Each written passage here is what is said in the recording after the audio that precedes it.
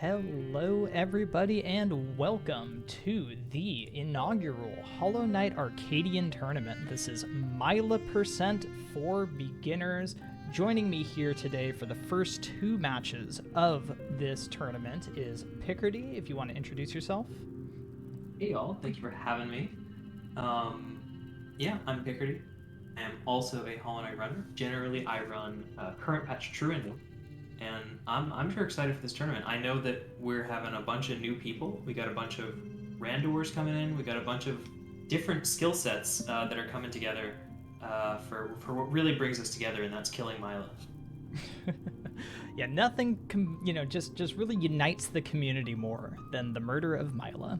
But yeah, welcome in everybody. I hope you're all having a lovely Saturday morning. We have got a full slate of races here for you today, and we've got a handful of commands if you want to take a look ahead. So !bracket if you want to take a look at the bracket. This is a single elimination tournament. So if you lose, you go home. There are 32 participants, so this is going to be quite the event. It is a single day event. So all the matches will be happening today. There are 4 different channels where matches are being restreamed. I am one of the 4 ! Streams. If you want to see who else is streaming, it is Chris, it is Shy streaming on Hollow Knight Community, and it is A-Press. So 4 restream matches on the hour every hour. Make sure that you check them out. Also, ! Multi if you want to see several different streams at the same time. There's a link that will bring up all 4 of the restream channels, and you can see all 4 races. That might be too much information for you, so ! Streams to get to the list of just the various streams if you want to go to any individual race. But yeah, today we have 1 hour time slots for each match. We expect matches to take a little bit less than that, so hopefully we can get things rolling here relatively soon, and we'll have a little bit of time for some maybe interviews, maybe breakdown in between matches. All right, so I think we're mostly ready. It looks like the runners are mostly ready to go as well. So let's just go ahead and make sure that both Eren...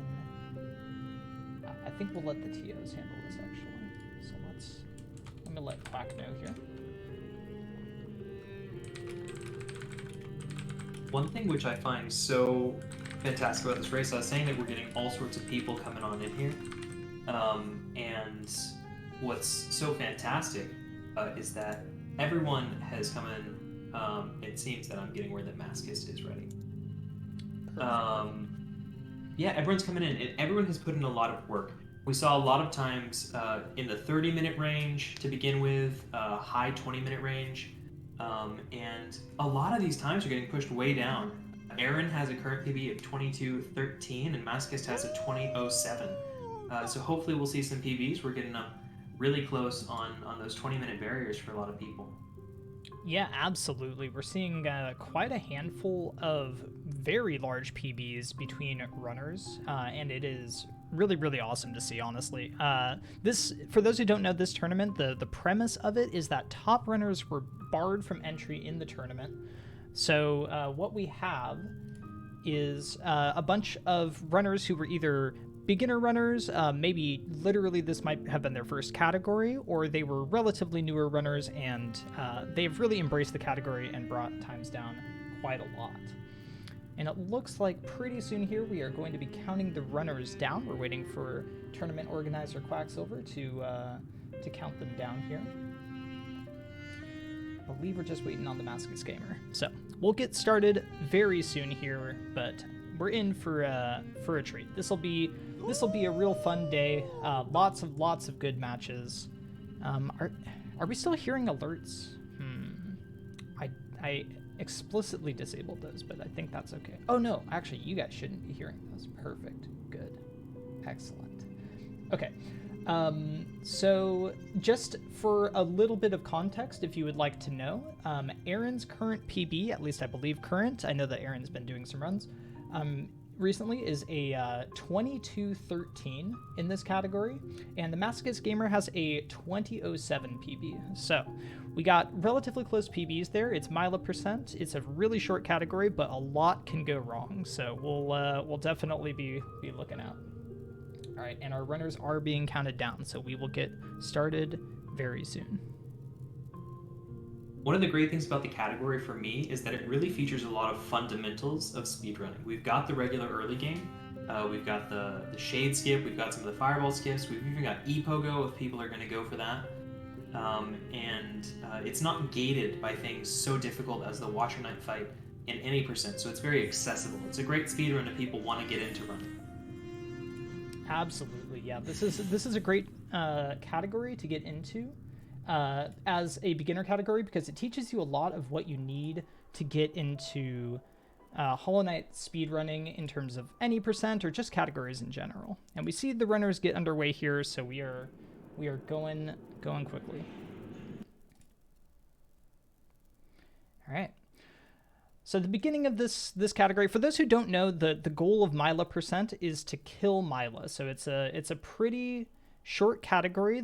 Basically this is gated by picking up the C dash ability, and what we find is that pretty much all of the category is rushing a lot of the early game up until C dash. And yeah, it's a highly movement-based category. There aren't a lot of boss fights, which makes it a really, really easy category to get into if you're a beginner. If you are a beginner looking into getting into Hollow Knight speedrunning, I can definitely recommend this category.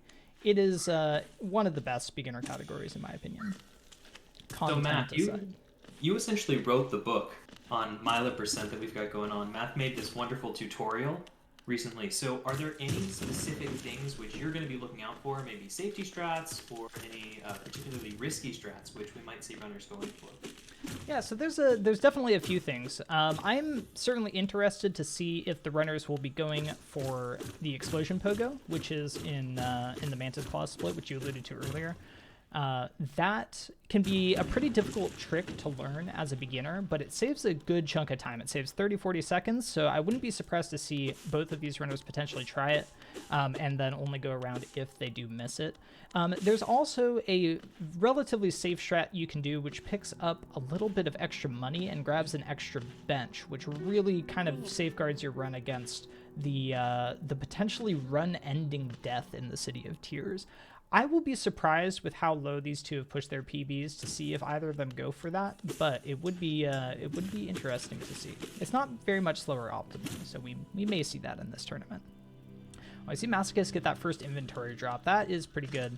That is a physics frame perfect trick, so already very very spicy start there. Eren unfortunately misses it. Thankfully, it is not an enormous time loss, so the runners are still within about a second of each other. I think we're going to be in for a really good race. Oh, here we go. Yeah, so this gives Eren a chance to catch up. That missed double spike there from Masochist, so we'll see. And Eren hits it first try, so there you go. So yeah, we'll see this 2-minute room entry versus a 1:55 room entry from Eren. So this is that was a big swing there. Masochist went in a little bit ahead, and now Eren's got a 5-second lead. So we'll see how that plays out. This is a relatively short category, so these kinds of time differences do really matter, but it's also still a 20-minute category, so a lot can happen, especially with some of these upcoming splits in Green Path and City. So we'll definitely Absolutely. I know personally, I lose a lot of my runs in Green Path. There are so many things which can go wrong. It's really easy to accidentally lose 3 health and then get to Vengefly King, go for the quick kill, get hit, and suddenly things are looking a little bit dangerous. Yeah, absolutely. Green Path is a famous run killer in not just this run, but basically any Hollow Knight category. Getting out of Green Path is an accomplishment as a Hollow Knight speedrunner, but in this case, in this tournament, they will not have the opportunity to reset if things go wrong. So we'll see if they take any additional safety strats. Vengefly King can actually be entirely skipped in this run if you would rather get your Geo elsewhere. So I'd be interested to see if any runners in this tournament will just simply skip Vengefly King and go pick up those Geo Rocks and Fungal, or maybe just kill some extra city enemies instead. It'll be interesting to see if anyone goes for that. So Masochist is down to 2 health, shouldn't be a problem. We do skip the False Knight fight in this category, we just gotta go through the first phase, and then we can go ahead and break that wall down. Yeah. This is a very nice little dev-intended skip here. The first skip really used in the run, as we see a very nice synced room exit, and you see the load normalizer working basically perfectly there. So both of these runners are running with a load normalizer, which changes their loads to be the same time, basically. So that is to help keep this race close in real time, and you get the lovely syncs that we're seeing here. Of course, there was a little bit of delay between the two starts between the runners, so Eren is actually several seconds ahead here, but it is nice to see this kind of thing. Yeah, both runners with sub 4 minute BS splits, so that's a really good time. And we're getting into sort of the first RNG check of the run, unfortunately. The balders, infamous balders. Yes, absolutely. Every spit, the balder has a 50-50 chance of spitting out a balder, which is what we want. We can get soul from the balder, and then use that to fireball the elder balder. Otherwise, we're going to be getting a whole lot of infection spit, which I know Matt has a lot of experience with in his Aluba run. Yes, absolutely. Yep. Between the two balders getting a lovely 28 balder spits, it was a good time. I want to just point out, it's off the screen now, so those astute viewers may have noticed, but TheMasochistGamer actually went for this up slash on a tick while climbing up mound, and that is a strat that I just learned about yesterday from one Quacksilver Plays, and started stealing literally just last night. So it's pretty cool to see that in this tournament. Is it on the cycle that we have a hard time getting, but 1-2-2-1's easy on? Yes, exactly. It's that cycle. If you up slash it going up, it'll like freeze it, and you can make that cycle super easy. Gotcha. Okay, chat is saying that I'm a little bit quiet, so maybe if you can turn me up a little bit. Yeah, I can do that. Let's maybe do this, because you sound good on my end, so I'll turn you up in OBS. Awesome.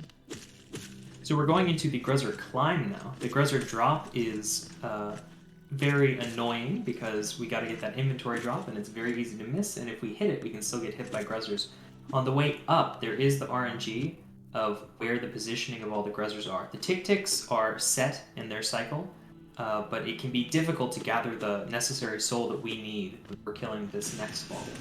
Yeah, absolutely. And we saw Masochist there getting away with the single baller spit. Looks like Eren got about 3.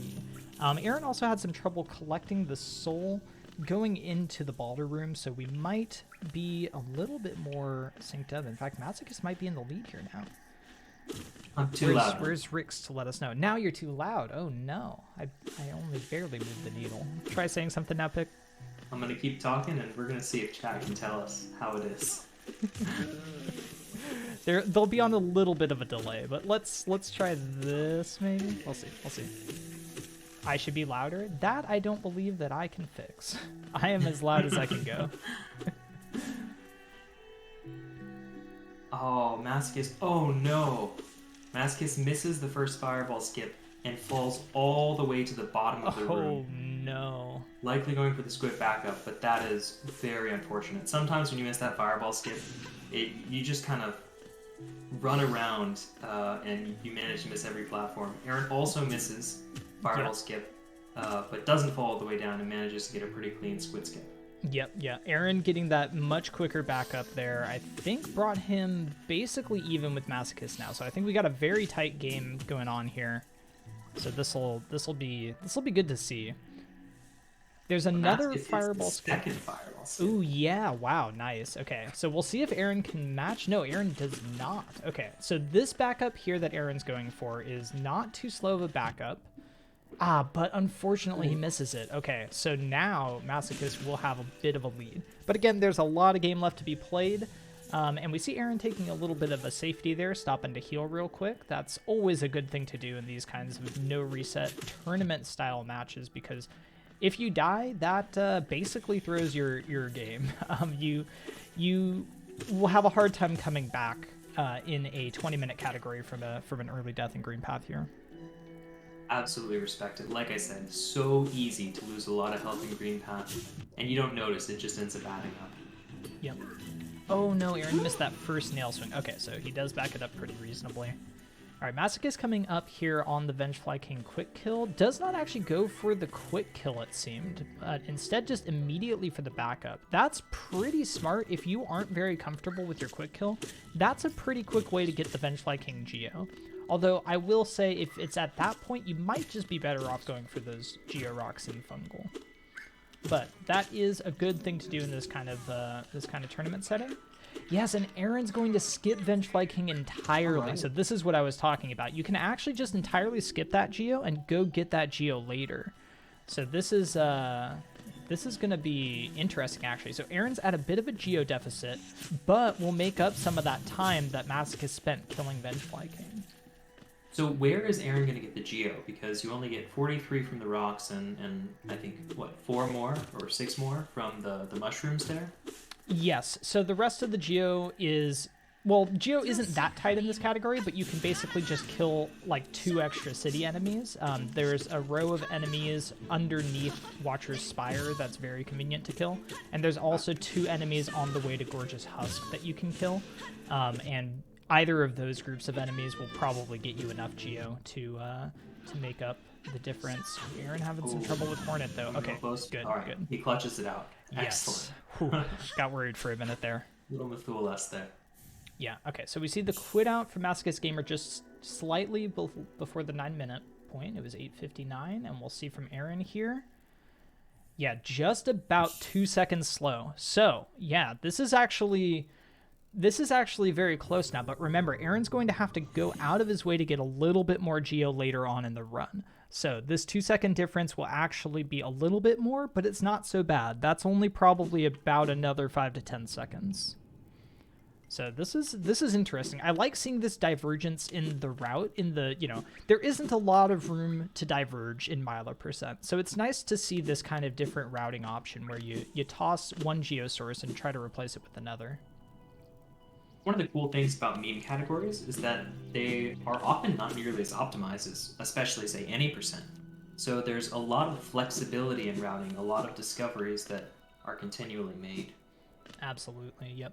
Yeah, that's one thing that I think is really fun about running these meme categories, is that you get to basically flex your routing muscles just a little bit and try out some different routes. All right, so we saw Masochist dunk there, but Eren also stopped to collect some soul, so we'll see how this shakes out. Overall, Masochist movement looking relatively clean. Oh, but then just comp curse, I'm sorry. Acid can get you when you least expect it. Absolutely. It's an Eren taking a safety strat, making sure to not get hit by that same acid. Yeah, exactly. Yeah, this is interesting. So Eren's definitely taking the safer route through here, while Masochist is going for the faster route. But we see it paying off for Eren, and that Masochist has actually dunked twice in this split, and is a little bit low on soul here. So I'm interested to see. Okay, so Masochist also getting these Geo Rocks. Interesting. So this will actually, I would say, give an advantage to Eren here, because Eren needs these Geo Rocks because he skipped Vengefly King earlier, but Masochist didn't actually need those rocks. Oh no, Masochist missing the E-Pogo. Okay, so this is a huge deal. We'll see if Eren can land it. Oh, that was very clean from Eren. Super clean. Okay, so big advantage to Eren. Now, that saves about 30 to 40 seconds, so that is a big deal. So Eren definitely with the advantage here now.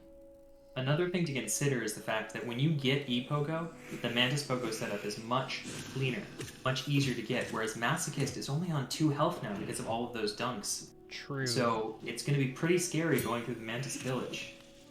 Okay, so Eren missed the Mantis Pogo, but got the quick backup there where you Pogo that one tall Mantis. So this is a pretty good Mantis Claw split from Eren, and Eren did get most of the Geo that he needed. He will need a couple of extra city enemies here, but you see sitting at 216 Geo, that's pretty much where you need to be. Oh no, Masochist. And there you go. So Picardy, you definitely called it. That tougher Mantis Pogo setup from that side is really making things worse for Masochist here. Decides to go around, though, which I think is a very good decision. It's super easy to try and spend 30 seconds getting the second backup and never actually hitting it and have to go around. Yeah, absolutely. Yeah, so that's a pretty big swing there. I think that's about a 30-second differential. We'll wait for Rick's. Yep, there's Rick's 34-second differential on the claw pickup. So that is a big swing. Almost all of that due to the explosion pogo, and then the mantis pogo also tossing in some extra complications there. All right, so now there is still a lot of run left. A lot of things can go wrong in the City of Tears, and even more things can go wrong in Crystal Peak. So definitely don't count out Masochist just yet. It is a short run, but 34 seconds with the rest of what's going on, that could just be a single missed shade skip, in fact. So yeah, this is definitely still a race to watch. Absolutely.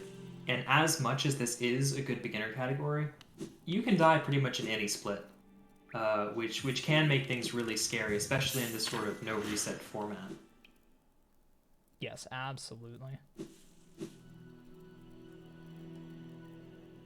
Also, to answer the question from chat as to whose audio am I using, the answer is I'm simply using Eren's audio because they are the one on the left-hand side here for me. So that made it easy. But usually we can switch it based on who's ahead, but in a category this short, we probably won't be switching it too often. Okay, so we will see this Grez Mother kill. Those damage tanks from Eren actually almost certainly intentional, because what you want to do right after this is actually go and die to Shade Skip. So we'll see if Masochist goes for those damage tanks as well. I don't know like the best way to optimally damage tank here. Pretty good cleanup there from Eren. Okay, and Eren not going to go for that safety strat of King Station Stag, which I don't expect from Masochist either. But yeah, it's really not bad to take damage in this split because you really just want to die almost immediately. Yeah, very nice cleanup from Masochist. 2 fireballs, nice and clean.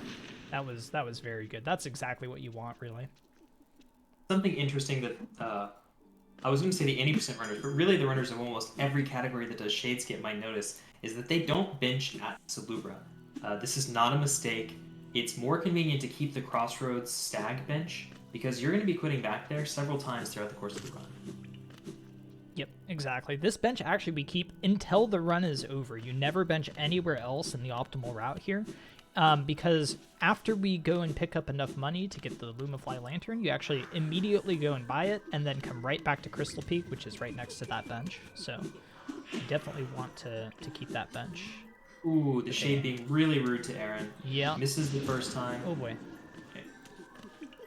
What? Okay. Okay. Was Okay. the first Eren's Pokemon gonna the fireball? reset. Yeah, I think so. Yeah. You can pogo the fireball, but it looked an awful lot like I think Eren's gonna kill that Masochist shade. also got a shade fireball. Oh, and then also messing up the shade skip. no. Okay, so okay, good. So Eren gets it. Now we'll see if Masochist can match. Yes. Okay, good. So okay, so Eren's still with a bit of a lead, but that definitely cut the deficit a bit. That was probably like a 10-second swing there. So this is getting closer. We got some riveting content coming up. Unironically, Blue Lake is one of the hardest parts of any run for me. I lose multiple seconds in Blue Lake. Yeah, this segment is like actually just so frustrating to do. It's very simple, but it's like just somehow the water just kind of is rude. All right, so pretty clean movement from both of them through that room to get around the big Husk Sentry. And now they are just heading down to the City of Tears. I like that we have this like pseudo sync here again. Now, again, you know, the timer differences are actually like relatively significant here, but we have an almost sync between them. So that is kind of nice to see. I'm guessing it's quit outs that desync it. I know that Eren started slightly later, but I didn't think it was, you know, order 15 seconds. All right, so pretty clean relic pickup there from Eren. Got a little bit trolled by that last guy. I missed it from Masochist, actually. I looked away for a second, and then when I looked back, he was already past it. It was pretty clean. Nice. Okay, so Eren's stopping to kill this bottom row of city enemies, which he does actually need to do. But now you'll see that Eren has actually made up that geo deficit and has more geo than Masochist even. like that Giro. It's a really safe Giro out if you can't be very confident in the VK. Yeah, I think loses any time. Yeah, it's really very barely suboptimal. It's like, I think maybe a couple of seconds slow. It's definitely a good route to go for. So we're going into Gorgeous Husk. If I'm not mistaken, against Gorgeous Husk with this loadout, it is optimal to do what Masochist is doing right now and not go for the double strats. It's what low percent does, which is where I'm getting my alleged knowledge. Ah, there you go. Yeah, I actually just heard that yesterday from Somni, who I definitely trust on this matter, and I believe it was CC who timed it, probably for low percent like you're saying. So yeah, I definitely believe it. It's nice because that's a significantly easier strat than going for the doubles. And we see Eren definitely taking it safe here with a couple of extra heals. Sorry, I interrupted you there. Go on. No, absolutely. I'll be very interested coming up. We have one of the more difficult skips of the run, which is an optional skip. It only saves about actually 4 to 5 seconds if you don't go for this Rafter skip, which is somewhat like TE Shade skip. You do a damage tank on a Vengefly, and Pogo and Air Soul with a Fireball, and Pogo again to get up there. Yeah, absolutely. It'll be interesting to see if either of these runners do go for it. I think it would be a good advantage, but it's a very difficult skip. So we know that these two are very close right now. This skip saves probably on the order of 10 seconds. Okay, it's not quite that much. Oh, not even 10. Yeah. So then I'm not surprised that they wouldn't be going for it. I have a feeling, I don't know, I could be wrong, but the fact that Eren healed to full makes me think that he might be going for this skip here. He is! Let's go. No, just barely. Just a little. Very hard to get Vengefly. Just barely misses it. Oh no. Okay, that was very close. Very close from Eren. That may bring the race rather close together now. Yeah, I think actually Masochist might have the advantage now. Oh, what? Wow, okay, I actually have never seen that from Eren. That was nice. You don't use the elevator, you just go and pogo the tops of it. What the heck? Yeah, it's a really nice backup. I like it. It's what I ever did whenever I missed Raptor skip in TE. Very nice. Oh wait, TE does Raptors skip? What the heck? Yep. Well, current patch TE. I learned. Yeah. Because we use Shriek to kill the Husk Sentry later. Okay, so we had the quit out at, well, loading back in at 17:39 here. So yeah, I definitely think that Masochist has taken probably about, what, a 10-second lead here? Yeah, wow. Selling to Limb is very slow. Yeah. Dang. That's a big difference there. It's, if you're not confident with that Raptor skip, it is rather high risk and not the greatest payoff. So I respect Eren going for it, especially considering Eren has been going for mostly safe strats throughout. So I imagine that he is rather confident in the skip, but sometimes race nerves can really come to bite you. Yeah, absolutely. And it's one of those tricks that's just, it's a very difficult trick. I mean, you have to really set up your damage tanks, basically perfectly. You gotta fireball, you gotta pogo. It's not easy. There's a lot of difficult inputs there, so missing it happens all the time. It's very finicky, and it can be hard to learn from watching other runners because Vengeflies are FPS dependent. Yep. That is one of the worst parts about them. You really have to learn it for yourself, for how fast your computer's running. All right, so yeah, Masochist definitely taking a bit of a lead here. Less of a lead than it looks like on the screen because of the timer desync here, but I think Masochist is probably about 10-15 seconds ahead at this point. And we can see that Masochist barely made the Geo, sitting on 2 Geo at this point. Yep, exactly. Yeah, so Eren with that safety route on the Geo actually ended up with quite a bit of extra Geo. 12 extra here, so probably could have skipped some extra city enemies, honestly. We're into one of my favorite parts of the run now. We got Crystal Peaks. It is another very, very risky section.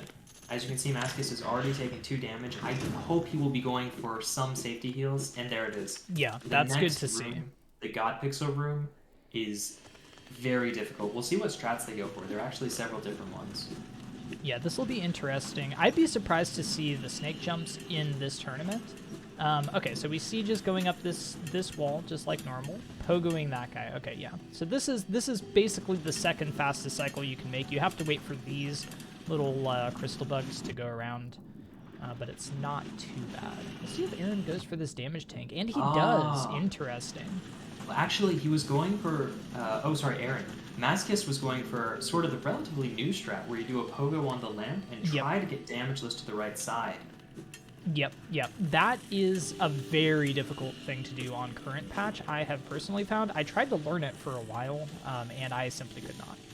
I've seen it on 1.2.2.1, and it seems relatively doable there. But for some reason on current patch, I think the cycle's slightly different, but I'm not entirely sure. It's a different trick, I believe. I haven't seen the exact version on 1.2.2.1. I've seen the Transdash version. Mm-hmm. Oh, I see. So there's actually a different... I thought you were talking about the Transdash version. No, it's a different trick. We don't do the Transdash on current patch. Yeah, that makes sense. I was going to say, like, I don't think you can do the Transdash on current patch. Masochist is going for a slightly different cycle here. That was interesting. I don't know if he was going for the damageless cycle and then ended up accidentally dashing a little too early. But he kind of... Oh, no! Oh, no! This is very scary. I will respect another Onion attempt, but I'm not rooting for one. You really want to make sure you're dashing off the first platform if you're going to go for underplat. Okay, and goes for overplat the second time. Totally understandable. That is going to bring this race very close, I think.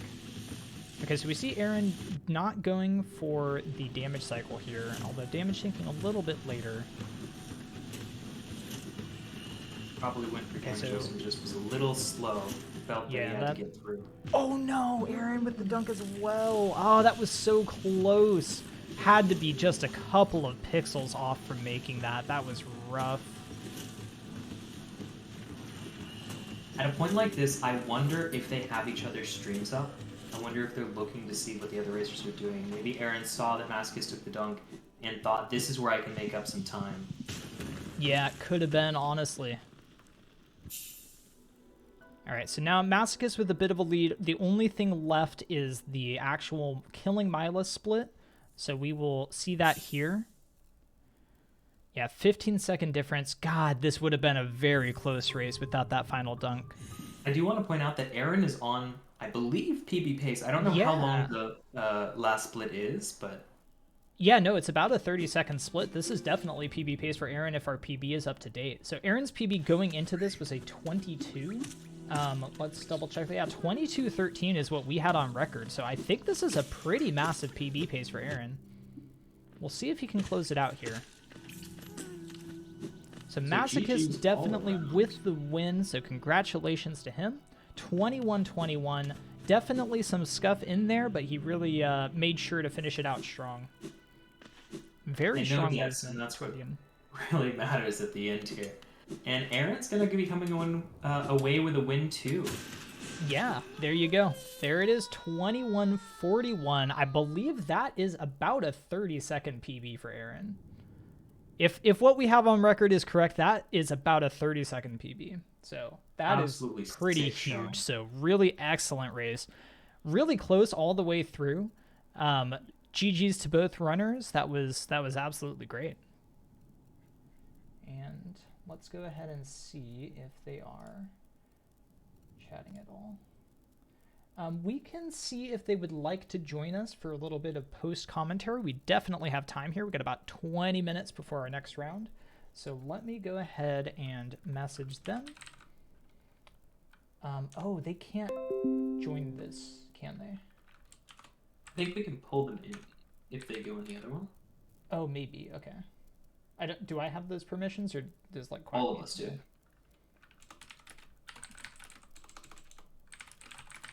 Cool.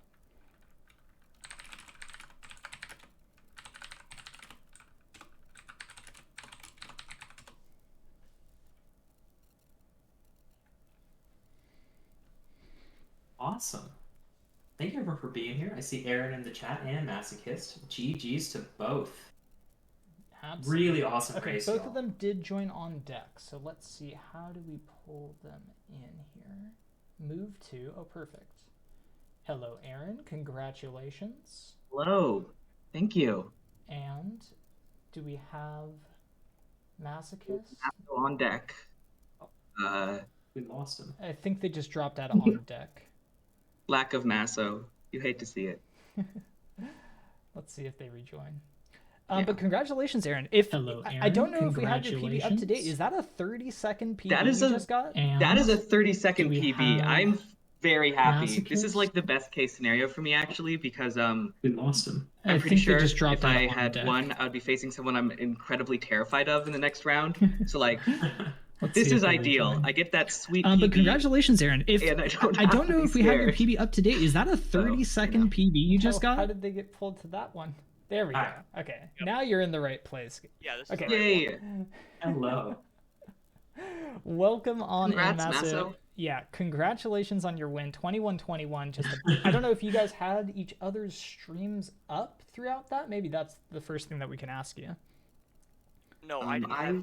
No, how did they Sorry, get you pulled go to that first. one? Okay, There we go. yeah, I Okay. didn't have. Now you're in the right place. Yeah, this is the right I one. didn't have Maso stream up. I did Hello. have Math stream like in the corner. Welcome I'm, on like, in, Maso. Yeah, congratulations on your win, 21-21. Really didn't help I don't know to- if you guys had each other's streams up throughout that.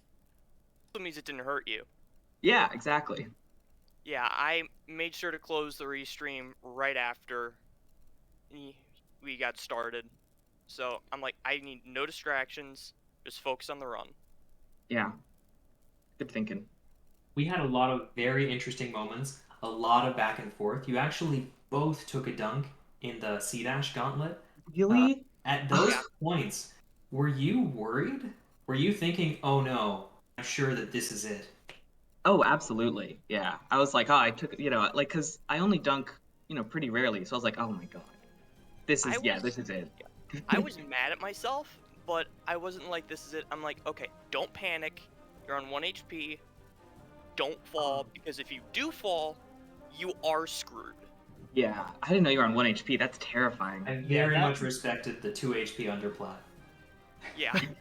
Yeah, that was absolutely terrifying. So yeah, definitely big GGs for closing out that C-Peak split. Also the Mantis Claw split for you as well, Maso. Basically the same story there with a very dangerous Mantis village that we were Yeah. pretty terrified of. Yeah. But that was a great race. A lot of lead swings throughout the race. So Eren hitting that E-Pogo first try, that was huge. And then the swing in Rafters skip. So big GGs on going for that, Eren. That was very close. I also liked the backup that you did when you called the elevator down, but then you just pogo the top of it instead of riding it up. I hadn't seen that before, and it was nice. That's something Quado suggested, and it, I think if you don't go for Rafter skip, it only loses like 5 seconds if you pogo at the top there. I mean, I did, so I lost more, but yeah, it's a really slick little backup. Yeah, definitely. You almost got that backup on Raptor skip, which would have been very impressive. Yeah, that was so close. Yeah. Oh. Yeah. Mascus, I Hate to wanted see to ask you, you went for a very interesting geo route because you ended up with only 2 extra geo That's correct. going into CP. First, were you aware of your geo count at the time? And second, you went for the VK quick kill as well as the fungal rocks, which usually we only see one or the other. I went for not quite the VK quick kill. I went for more of a backup that I feel went really well.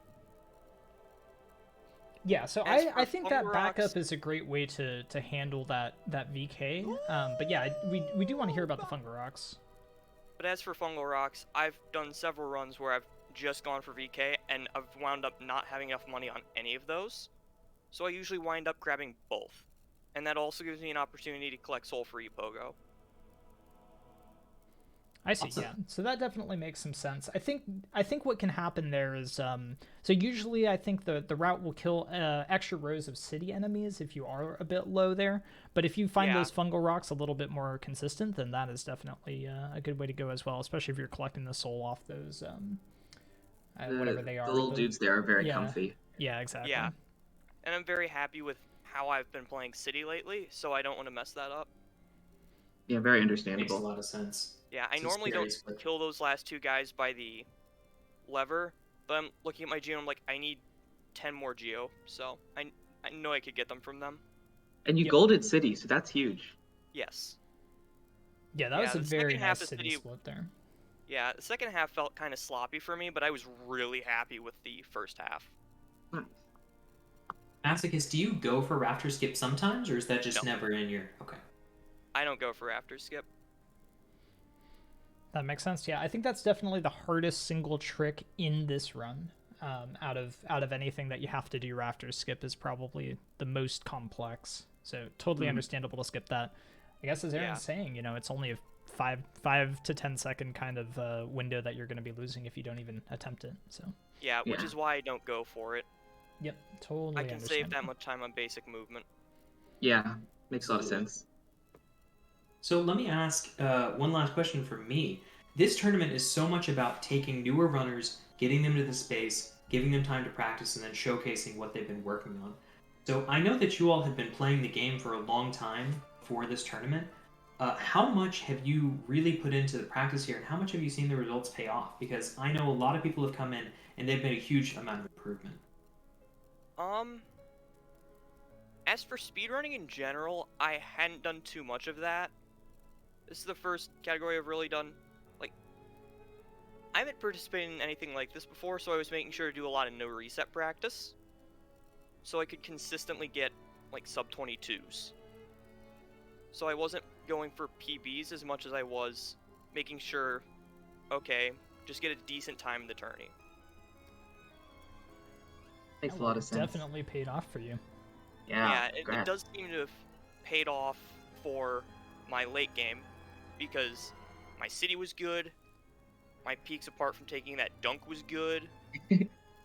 So yeah, absolutely. Yeah, and Eren, I know that you just started running this category not that long ago. I remember seeing your first PBs. I remember happy with a sub 30. How does it feel to come in here and get your first sub 22 right here in the tourney?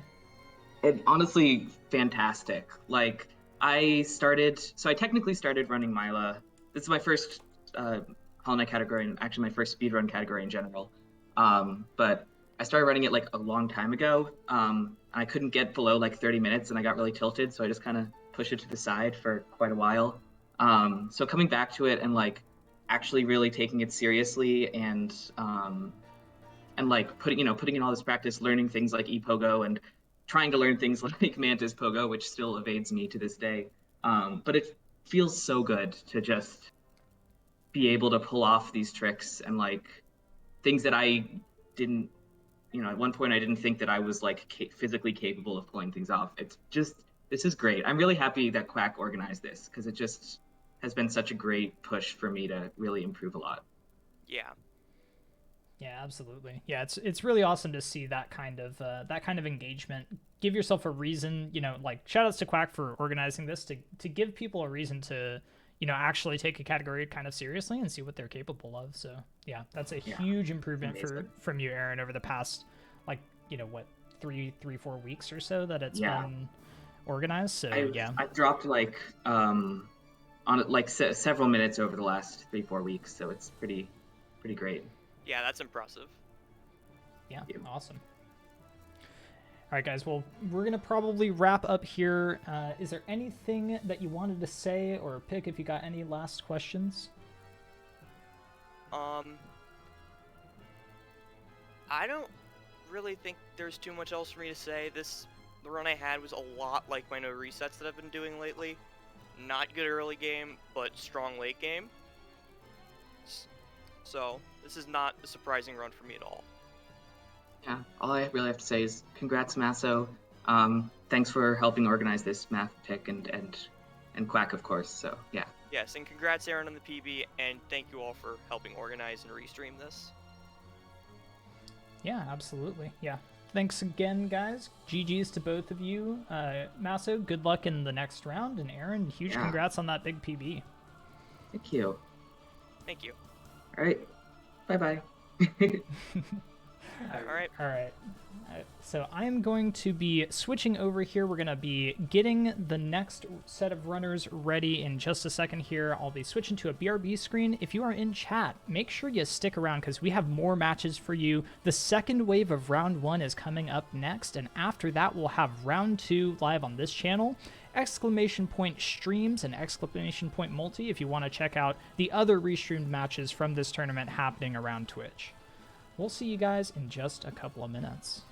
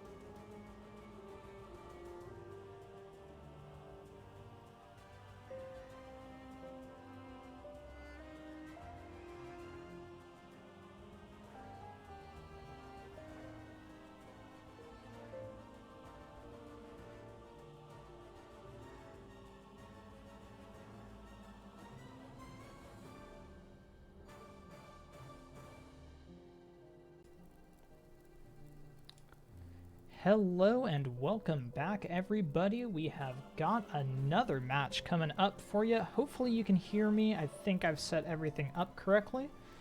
I do need to actually switch over the game sounds, so bear with me. Sorry. For just 1 second. Why are we not getting audio there? Okay, I guess we are getting audio from GaffeyTaffy. Okay, perfect. So, I hope that you're all having an absolutely wonderful break here. We are going to get underway with this next race in just a couple of minutes.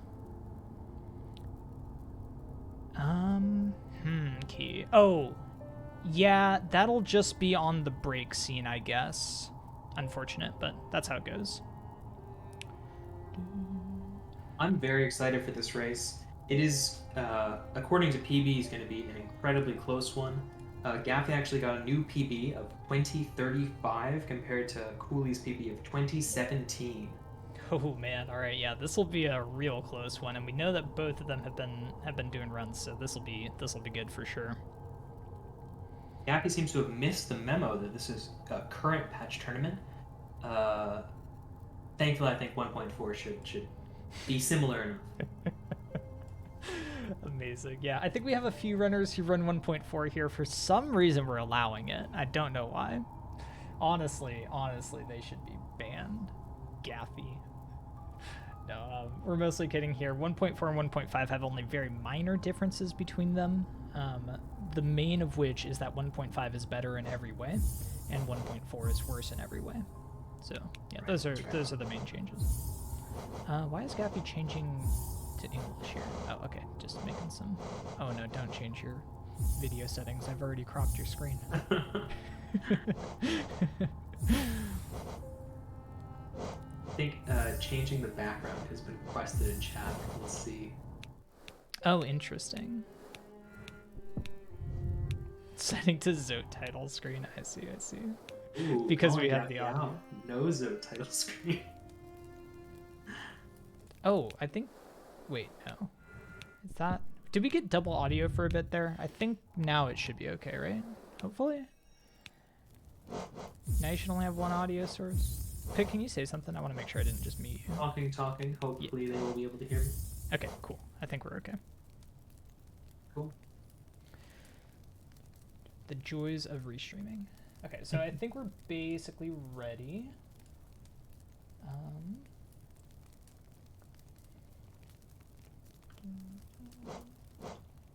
Actually, hold on 1 second. I'm gonna mute myself here, Pick, because I'm gonna respond to some restreamer issues that others are having. Absolutely. So I don't know too much about Cooley as a runner, but I know that Gaffey is an any % runner actually, and as it turns out, did a marathon run of any % last night, where there was a bid war for whether or not to kill Myla. And killing Myla won out, so Gaffey does have some experience with that murder very recently on a big stage. But I'm very excited to see how things turn out. Like I said before, the PBs are very close together, and they're both very close to 20 minutes. So if we get some race PBs, it's very likely we're going to get our first sub 20 minutes for either of the two of them. Yeah, that would be exciting here. I haven't taken a look at all of the times from round 1. I might just take a quick peek over at the challenge page just to see. I did hear that one of the races, which was between Mika and Potato, was decided by less than a second. It was a like 0.2 second difference between the two freaking times. Actually incredible. Literally insane. Just for the record, that is a finer difference than live split can actually determine. So like, you know, Potato will advance here, but Mika, you may have won that race. I'm sorry. Actually insane. Sometimes it's not Balder RNG, but just live split RNG, which determines the victor. That does happen.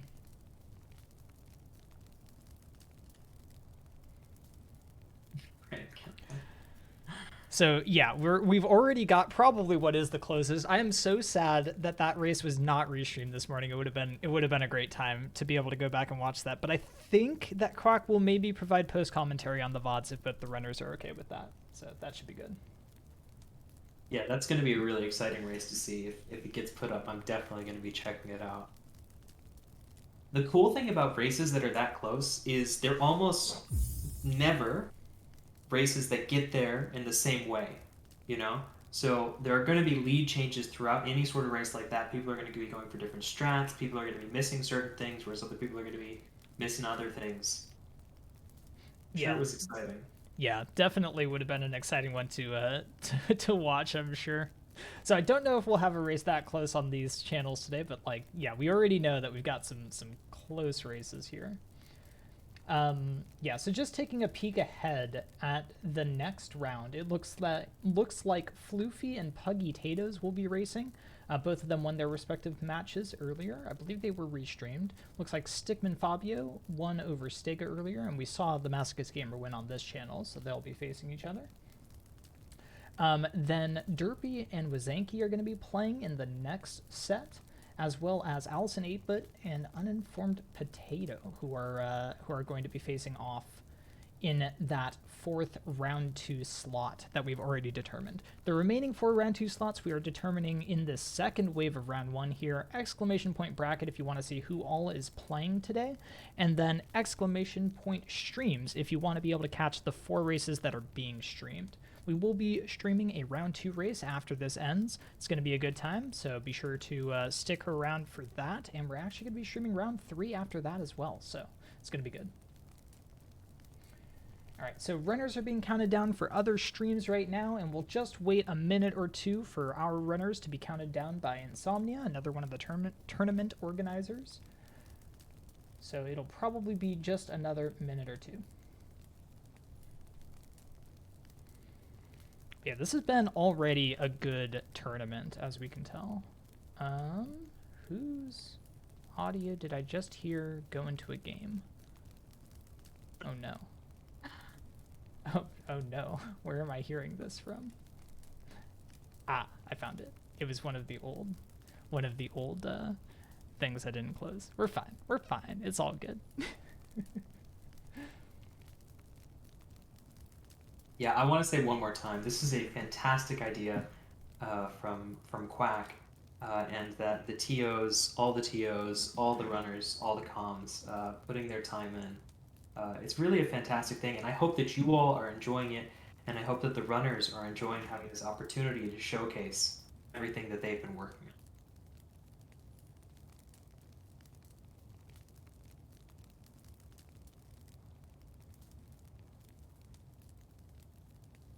Let me ask chat now. We've got a little bit of extra time.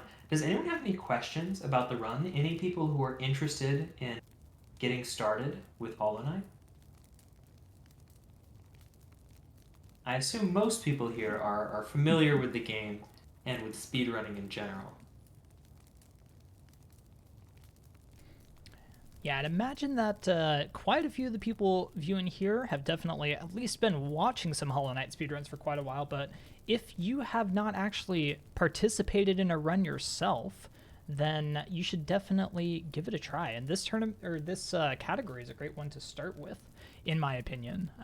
Also, if you are a new runner and you don't know how to get started in this category, I actually made a tutorial for the purpose of the runners in this tournament to view. So exclamation point tutorial, there is a lot of information in there about how to run this category. So it's definitely a good one to start with. It is a good time. I see Gaffey in chat, but we need Gaffey in the restream race chat to get counted down. This is your first time watching Hollow Knight ever. That tracks, Meatbag, I believe. Oh. All right, looks like we are about to count our runners down, so we're gonna get underway in just a second here. They should be starting whenever the stream delay catches up to us here. So I'm sure that this will be a good time. So do you know anything about Cooley's speedrunning background? I was saying before that I know Gaffey is an 80% runner. I am not personally aware of what Cooley's been running. I'm not seeing. Okay, there we go. Man, there is quite a bit of shoot delay actually. Okay, cool.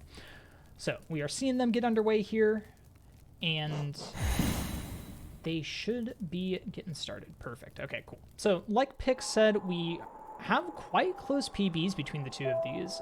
Yeah, I'm not sure exactly whether they've been running Hollow Knight prior to this or whether they picked up Hollow Knight with this category. But, you know, with those, you said about 21-minute PBs, those are pretty good times. So we'll see if they can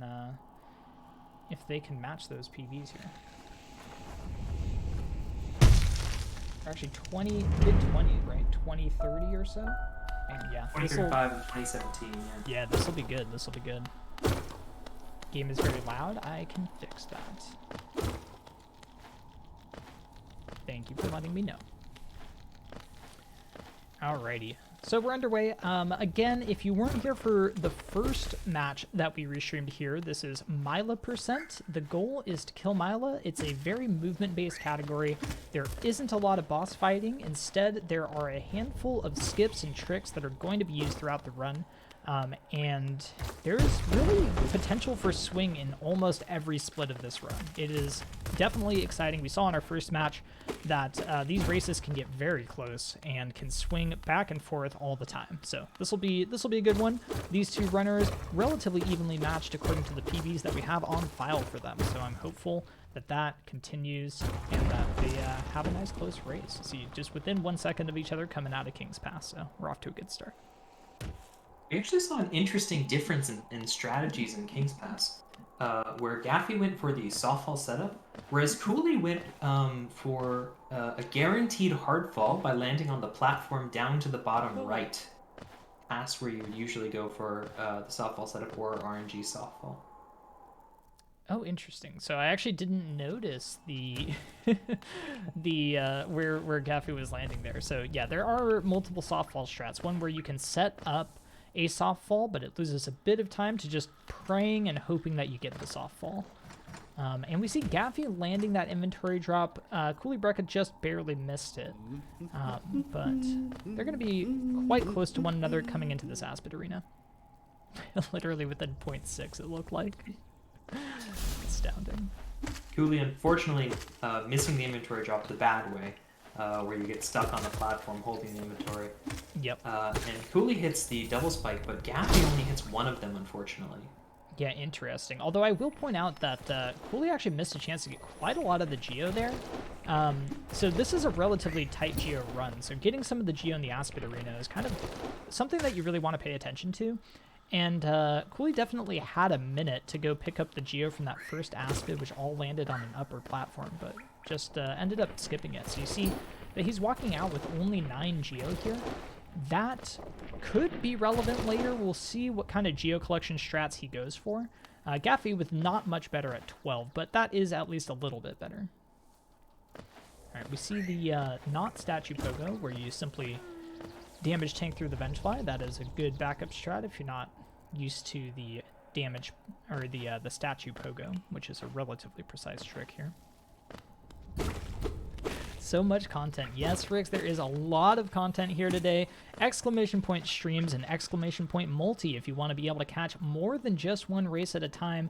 All races are started relatively simultaneously here for wave 2 of round 1, and this is a one-day tournament. We're going fast, we're going quick. We are going to be determining the winner of this tournament in just a few hours here today.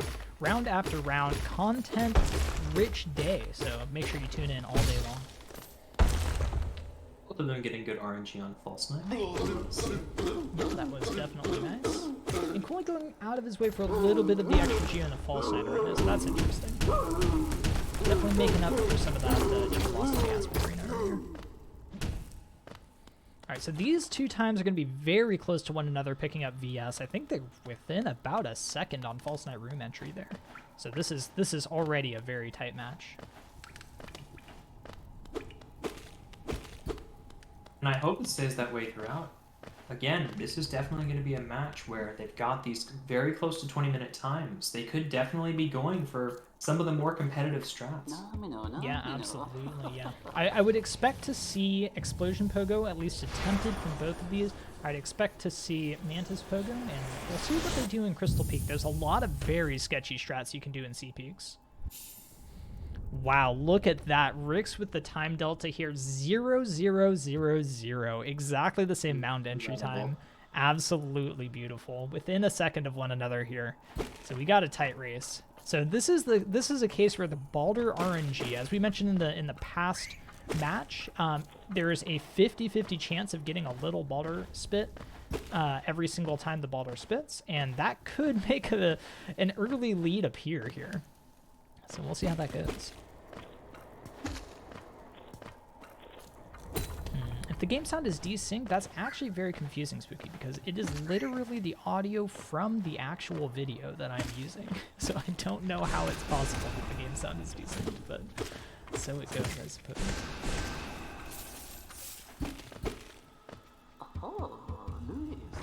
Both of them getting relative polite balders. Gaffey getting slightly better luck. Yeah, so we see... Oh, interesting. So Cooley's going to actually stop and take that bench, which opens up about a 4-second lead, it looks like, for Gaffey, between the Balder and the bench. Taking that bench is not too slow.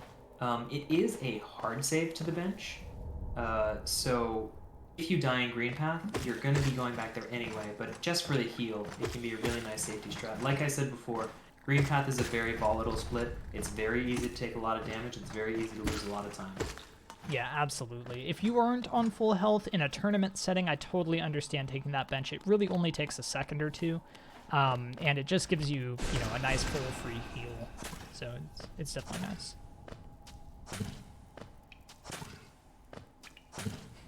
Mika pointing out that 0.54 can in fact be a ton of time here. Alright, Gaffey getting kind of completely screwed on this Balder RNG. That was like, what, a 5th, 6th bit Balder? Something like that. I miscount, but I did see that Cooley made up all of the time difference just on the Balder RNG. Yeah, so there you go. You see that bench didn't matter so much after all. The enter green path time, I think, is within a second again. Insane. And not only that, Gaffey took a damage. Yeah, two hits now. 2 hits here is actually pretty rough, and actually doesn't have a lot of soul at this point either. So I wonder if Gaffey is not even going to attempt the first fireball skip coming up. Might just go directly for the Squid Pogo backup. Coming into this room at only 3 hits of soul and also down a bit of health. Oh no, he's gonna get these birds. Okay, so that is definitely a bit slower, but we'll see. We'll see. Oh, Cooley, man, the whole time, yeah, I'm talking about how Gaffey might be skipping it. Now Cooley is the one who skips it, and Gaffey hits it first try. Insane. Very clean. Oh no. Oh, that's a lot of time lost. That's probably about 5 seconds, so Gaffey definitely making up for that. Now, Gaffey gonna have to play a bit careful here. Sitting on 3 health is not super duper cozy in green path. Thankfully, Cooley does get a relatively quick backup on that. I know that when I have ever missed Squid Skip, I tend to run around with a squid for about another 30 seconds. Yeah, absolutely. Yeah, getting just the second charge backup for that is a lot of extra, potential time loss saved. So that is good. Cooley, look at that. Doesn't go for either fireball skip, gets both of the backups. Meanwhile, Gaffey gets both fireball skips, saving probably a combined 15 seconds on those two. That is a pretty big deal. Of course, there's a lot of game left to be played. We saw in the last race that we had 30-second swings both ways throughout the run. So a lot can happen here, but definitely Gaffey getting a bit of an advantage there. I expect Gaffey at least to be going for the VK quick kill as an any percent runner. You do need to collect quite a bit of soul on current patch before you get to VK if you miss the double on Lost Night. Yeah, it's not too bad because you can get, and Gaffey does get the quick kill, has to take a damage, but that's okay. It's not too bad if you just, you have to get 7 out of a possible 8 hits, so it definitely takes a bit of extra time to get all that soul, but it is necessary in the any percent route, so it does make sense. Cooley, meanwhile, going for a slightly slower version, but still a pretty clean Vengefly King there. That's definitely what you want to see. So yeah, Gaffey definitely with the lead here. We'll see if Hornet makes up any of that difference.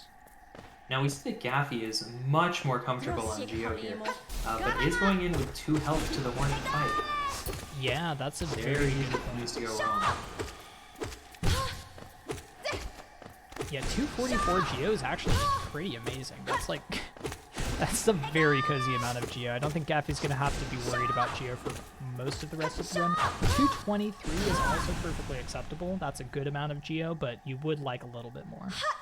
Very nice fight from Gaffey. Yeah, Cooley getting a pretty good fight here too. Got a couple of doubles. There's another one. double. Wow, good grief. Wow. That was a nice fight, yeah. All right, so Gaffey quitting out at 8:33 here. Cooley's gonna be about, let's see, something like, 10 to 15 seconds behind here. Looking closer to 15. So yeah, that's definitely a gap. But this is a close race. Yeah, so that's all fireball skips, basically. I mean, Gaffey got a little bit unlucky with the Baldur RNG and still manages to open up about a 13-second lead here.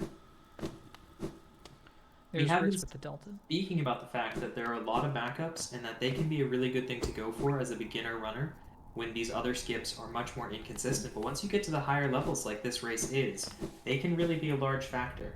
Yeah, absolutely. Yeah, these kinds of backups and different skips can, I mean, you see, it opens up a 15-second lead. That's not a ton in the grand scheme of things. If you lose 15 seconds here, you can make that up real easy later in the run, as we have seen. But those kinds of things add up, and this is how you get to the difference between these, 22-minute times and the sub-20 times that we might be seeing later in this tournament.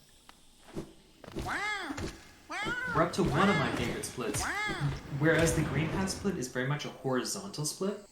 You have all of that leftward movement getting the Hornet. This is very much a falling split, where you have to do a very good job with clean movement, making sure that you're avoiding all the platforms, and in current patch that you're collecting enough soul for the E-Pogo.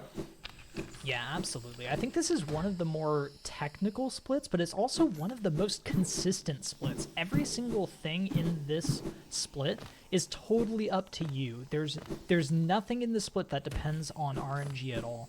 So you can actually, at high levels, basically fully expect to play within 1 to 2 seconds of your gold in the Mantis Claw split, and I think that is really kind of fun. It's nice to know that you have like a consistent split and that you have no one but yourself to blame when you mess it up.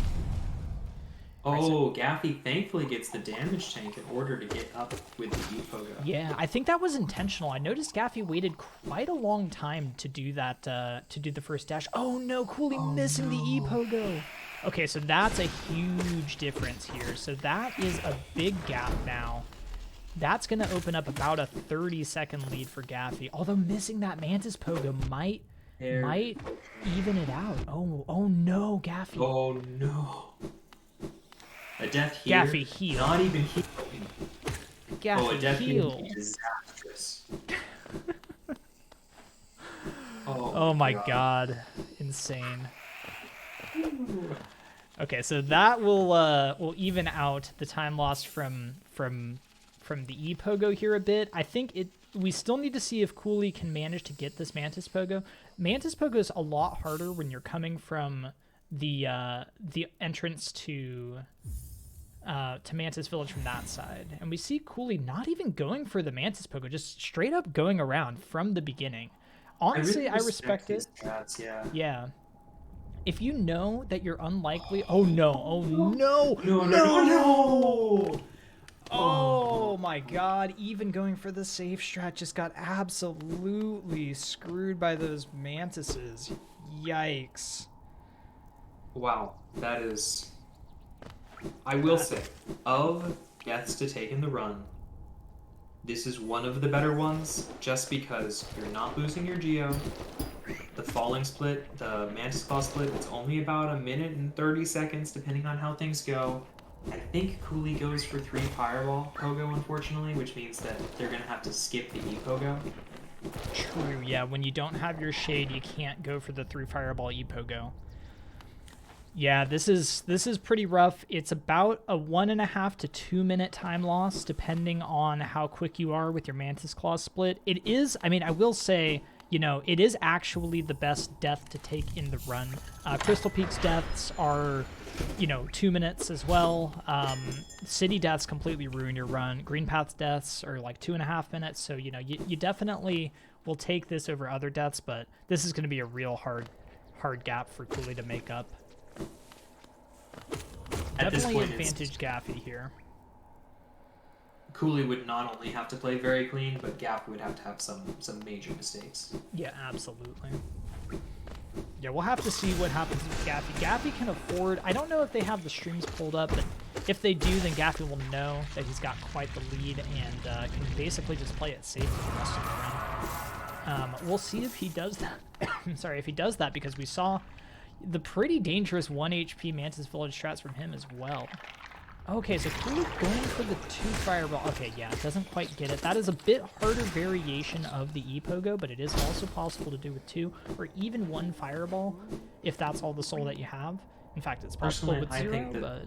the 2 fireball... Okay, well, let's not talk about those strats, but... I find 2 fireball to be the hardest version of the fireball skips. I do wonder... I don't actually know quite what paces look like in Myla Percent. It's been a while since I've run the category myself, but Gaffey's had a pretty clean run so far, and given how close he is to that 20-minute, breaking that sub 20-minute barrier, I imagine that he's going to keep it pretty competitive, not being it going for very safe strats. Yeah, could very well be. I mean, Gaffey can absolutely play for a PB here. This has been a relatively clean first few splits. I mean, nailed both of the fireball skips in Green Path, had a good Hornet, good VK kill. I mean, Claw was not the best. Definitely those Mantis Pogo shenanigans weren't great, but I could definitely see Gaffey a little low on that shade skip, but does manage to get it. Yeah, that was definitely a sketchy shade skip, but he does make it out of there. We see Cooley does pick up Claw there. You know, absolutely lost a lot of time to that death, unfortunately. That's how these runs can go sometimes. I mean, even when you're trying to take it a little bit safer, a lot of things can just spiral out of your control before you even really have a chance to react. So that's pretty rough. So we see Cooley coming around here, going to be following in the footsteps of Gaffey for quite a while. Gaffey's going to be entering the City of Tears here.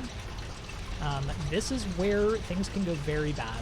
City of Tears, you don't get to bench, and if you die, your run is actually bricked because your only access to City was a Shade Skip, so you'd have to die again to Shade Skip, and then you lose all your Geo. So we might see Gaffey playing it a little bit safer here. So far... 4 health, that's okay. You want to be careful on these guys. Says the opposite of being careful. Oh, but then this doesn't get hit. Weird. This is a very interesting strat. I was curious, given how healthy he was on Geo, why he went for the top row, and now he's going for bottom row as well, but not going for middle row, which is the most common. That's very curious, especially when health really matters in this split to go for that. So you can, basically it's completely up to the enemy. You don't really get to respond because you're stuck in that pickup animation. So Gaffey got lucky that the enemy decided to back off.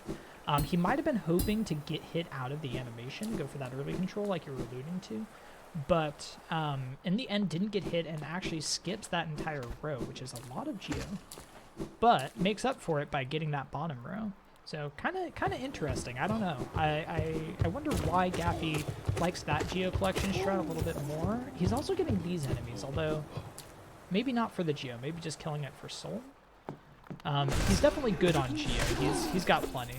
So I'm not sure if he is too worried about that. I wonder. Some people may simply not be aware of exactly how much Geo they need, maybe play it safe. Now Gaffey, as we spoke about earlier, this strat is actually slower with the loadout without Shaman. Yeah, absolutely. So that's actually kind of an interesting point there. Gaffey, you mentioned, is an any percent runner. That's the strat that you do with Shaman Stone in any percent. So I would suppose that he probably learned that strat for any percent. And like me, just kind of ported it over to Myla percent without actually timing whether or not that was faster or slower. So that does make sense. that he would go for that. But yeah, keeping Gorgeous Husk in a corner there is apparently actually a little bit faster. And then skips Lever Boys. So yeah, very interesting geo collection. I mean, at this point, he knows that he's got enough at 750 geo. That's exactly the threshold that you're looking for. He's got 752. So you know that he's fine. He can skip those Lever Boys, but they're definitely a much faster geo source than some of the other ones that he was getting earlier. One thing which is so interesting to me is the differences in strats which everyone's been going for. So far, we've had 4 different geo routes. Gaffey does go for the Myla skip and gets it. There you go. Very close, but does get it on 2 health. So there's the Rafters skip that we were talking about earlier. We saw Eren almost get it in the last race, but just barely miss it. But Gaffey does actually nail it. Having a little bit of trouble climbing up the rafters here, though. He gets there in the end. 2 health here is a little bit scary. You can get hit out of this pickup animation up here as well. Which he's probably about to, yeah. Oh, no. Gaffey. Don't get hit by the Jennifer. Gaffey. Okay. One more enemy. Yeah, one more enemy to get past, and then he can quit out. Okay, he's gonna heal. Good. Okay. Because this enemy can do exactly that. So, you know, it's good that he healed. Alright, over on Cooley's stream, we see the more traditional strategy where you actually kill this middle row of enemies. Except for the big guy, I guess. He doesn't want to kill him. Not used to not having shaman, I assume. Oh, you know, that'll do it. Yep. And he does kill this bottom row of enemies too. 3 health here, again, not the coziest, and Cooley recognizes it, is going to stop and heal. Alright, so Gaffey here, coming up on the final splits. That was the scariest section of the run. If he had died there, it would have actually bricked his run. He would not have been able to really continue. I mean, he could try, but he'd have to go farm a lot of geo, so would not have been a viable solution. But here we see Cooley making a pretty clean King Station seal pickup there. And going for an interesting strat there. Some people have a lot of trouble making that jump up to go for the rafters, or sorry, not the rafters, the King Station seal. But Cooley goes for a safer strat where you go onto the opposite wall and dash back over, which is much easier to execute. And I highly recommend to any runner who struggles with that jump. Yeah, absolutely. Yeah, that is definitely a good backup early on. It's not one that you really hear about too often, but it stops you from having to do the full height jump into the claw wall jump, which is pretty tough, honestly, when you're just starting out. Cooley's still needing another 14 geo. I assume he's going to get that from the lever. Where is Gaffey going? He didn't save Sly. Oh, no. Oh, he forgot to save Sly earlier. That's a big deal. Frustration there, it seems. Yeah. That almost certainly kills any PB chances. Yeah, almost definitely can't PB anymore. That's not enough time lost to make it up for Cooley, but that is a very unfortunate swing there. And he's going to have to play it safe in Crystal Peak now. If he dies there, it could very much still be Cooley's game.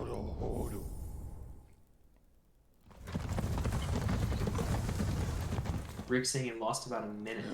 So that's not the gap, but a death in Crystal Peak would certainly put Cooley in the lead. Now he's just probably playing on tilt. This happens to basically all of us, you know, just messing up the more simple bits. This elevator can be kind of rude, and you just have to hang your head in shame as you watch it go up without you. We've all been there as Hollow Knight runners. Did Cooley just get the rafters skip at this time? I think I missed it. Yes. Very nice. That's good. That's 2 raptor skips in this run. I like how Cooley is playing it safe, going for those heals after the death, but still not changing his game plan. He's still going for the skips that he normally goes for. He's still trying to get a good time as well as he can at this point. Yeah, absolutely. And I absolutely respect that. I think Gaffey getting a little confused here. I think if you are, if you're gonna be in this tournament, you know, you're gonna be doing a no reset run. The best you can do is just make sure you're doing, you know, as well as you can in those splits. And to see that mental fortitude to jump back from a death to Mantis Claw and still finish this run out, still put up good times in the remaining splits. I mean, that's a big deal. It's this mental fortitude. We had it a little bit in the last race, where Masochist was talking about doing a lot of the resets, making sure that he has that experience. We see Cooley taking this death in stride, and we now have to have Gaffey and hope that he can recover from that routing mistake. Yeah, absolutely. If he doesn't have the other stream open, he could very well believe that that is sealing the deal. Yeah, that's true. Yeah, if you're Gaffey and not watching the stream and you think, oh god, I just skipped Sly, without a death from Cooley, I mean, that would be a gigantic deal in this race. Cooley does have the better PB at this time. Interesting. Yeah, so Crystal Peak could be a big deal. It's very easy to die in Crystal Peak. There's a lot that can go wrong. We'll see if they can both close it out. Wow, Gaffey going for that damage tank on 3 HP in this situation. I mean, 2 HP here is actually okay. So, you know, I guess it makes sense, but it's definitely a bit scary. I think probably, if I'm going to make a large stretch here into what Gaffey's thinking, I think he thinks the race is lost, and he needs to go as fast as he possibly can. Yeah. That's the only guess I can have right now why he's going for these dangerous strats. Yeah, could very well be. And you see Gaffey there trying to do an inventory drop out of a dash and opening the inventory just a little early. I mean, if only there was a patch where they actually got rid of that functionality so you could time that a little bit better. I mean, dang, I really wish they had that. I'm just kidding. That's a 1.4 exclusive. You can't open your inventory during the dash in 1.5. Alright, Gaffey going for underplat, going for 1 HP. This is where the Crystal Peak damage cycle practice really pays off. You just see a nice, consistent final room there. And he gets that Crystal Heart in plenty of time. Oh no, oh no, Cooley. Gets the heal. Oh my god, Cooley, oh no, just getting absolutely bullied by all of these different crystal... What are they called? Crystal guys? I don't know. I don't know what the laser boys are called. Lasers. The laser boys. Yeah, exactly. Right. Cooley with the very nice practice for the Myla kill later. Hopefully that doesn't matter. I think they fixed the splitter. Yeah, no, they did. It used to be that if you killed a miner in peak, that it could set that splitter off. Yeah, it used to be. In fact, it was practice for the tournament that that caused this issue to be discovered. So it has now been fixed to the point where you actually have to kill 20 different miners before it'll break. So Happy taking a pause before the finish, maybe paying his respects to Myla. Could be and there. He does secure the victory. Yep, so that is a win for Gaffey, 21-15. We'll watch Cooley finish it off here, coming into the Crystal Heart room with 3 HP remaining. Let's see if he goes for the damage cycle here. So for those who don't know, there are 2 different cycles that you can try to go for in Crystal Peak, and he is going for the damage cycle. So one intentionally damage boosts, which is what we saw from Gaffey. Oh no, Cooley! Okay, so now Cooley's gonna have to try to play it safe. A little bit of improv at this point. Yep, at this point you're off cycle. You just have to kind of wait for each laser. Oh, don't. Oh my god. Oh my god. I was certain that was going to kill him. Okay, so he makes it through just fine. Right. Gets that Crystal Heart. Not a worry in the world. Absolutely fine. And he's going to finish this one out. My god, definitely not Cooley's best Crystal Peak ever, but you know, a Crystal Peak where you actually finish it without dying is a good Crystal Peak in my book. Makes it through. I like I said before, I really respect the fact that Cooley is going for those heals, making sure that he makes it through alive, but still going for those strats. Because if you're someone who usually does the damage tank strat, and suddenly you say, I gotta go for this damageless strat, don't really know how to do it, but I'm just going to kind of wing it, you're going to end up taking more damage than just the 1 or 2. So Pick absolutely just blasting me right now, putting me Oh, wow, there's a C-dash there? What? What? What? Wait, that saves You kidding time! me? That totally saves time! Holy shit, how have I never seen that before? Cooley Oh with the my ladder. god, Cooley. With that freaking C-dash, that's definitely faster. My Probably god. hitting the wall too. Jeez. Insane. The strats. Alright, so Jeez. GG's to both runner. That was definitely not the cleanest run from either of them, but you know what? They both came back from it. They both finished out those runs, and that shows some pretty strong mental fortitude. We're going to see if they want to join us for a bit of post-match interview. I'm going to let them know just now, so I'm going to mute for just a second here, Pick. Huge GG's to both runners. That was an enormously exciting race. We had a lot of things go right. We saw 2 rafter skips that went very cleanly. We had a few things go wrong, and we had several moments where our runners were on low health. Both of them ending the Crystal Peak Gauntlet on 1 health. Seems to be a favorite of runners today. So we'll see how this goes. Welcome in, Gaffey. Congratulations on win. Well, hi guys, and thank you. Welcome in and congrats. All right, Brekka also gonna join us here. Let me drag him in. Perfect. Welcome on in. Welcome in, Cooley. How's it going? Hello, it's good. Yeah, GG Cooley. Yeah, so GG to both of you. Definitely some heart-wrenching and also very scary moments from both runners here in this race. The first I like to keep it interesting. Yeah, the first question that I want to ask of both of you is, did you have each other's streams up? I did not. I did not. Okay, so that's interesting. So Gaffey, how were you feeling when you got to the lantern split and realized that you forgot to save Sly? Oh, so that whole area, and it's really just showing how you practice, and I've been doing so much all skills this past week. So like I walked into Salubra, then I'm like, wait a minute, I don't buy this. And then I'm about to go into Sly, and I'm like, wait, I don't do this.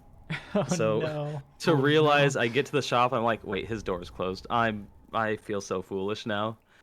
And I thought, I was like, this is it for me. The run's over. Let me just get a baller Crystal Peak, and it worked out okay. I guess. So Yeah, you no, went for a slightly risky Crystal Peak. You were on 2 health before the damage tank cycle, and you did go for it. I was guessing that was because you figured at that point you needed to have an incredible time in peak. Yeah, I think the last update I saw was like, because I do have the chat open, but I had the stream paused. So I saw the delta, something happened in Mantis. It looked like I was a little bit ahead. Yeah, so we can talk about that a little bit. So actually a pretty scary Mantis Claw split from both of you. Cooley, Yeah, unfortunately, missing E-Pogo there and had to go around. Actually took some time to stop and heal, and then just got absolutely destroyed by like a complete wall of Mantis youths. It was pretty heartbreaking. Yeah, but that was a very interesting. You guys were actually within a second of each other entering Mound, within a second again entering Green Path. Green Path opened up a little bit of a split between the two of you, but then Mantis Claw unfortunately definitely made it a bit out of reach. Gaffey, you did in the City of Tears come very close to death, which would have actually been pretty much a run ender. So that was absolutely terrifying as well. But I'm glad I chose to heal for that the Big Knight guy. I was like, I know he's gonna jump on me. I know he's gonna jump on me. Yeah, that guy can definitely ruin your day if you're not prepared for it.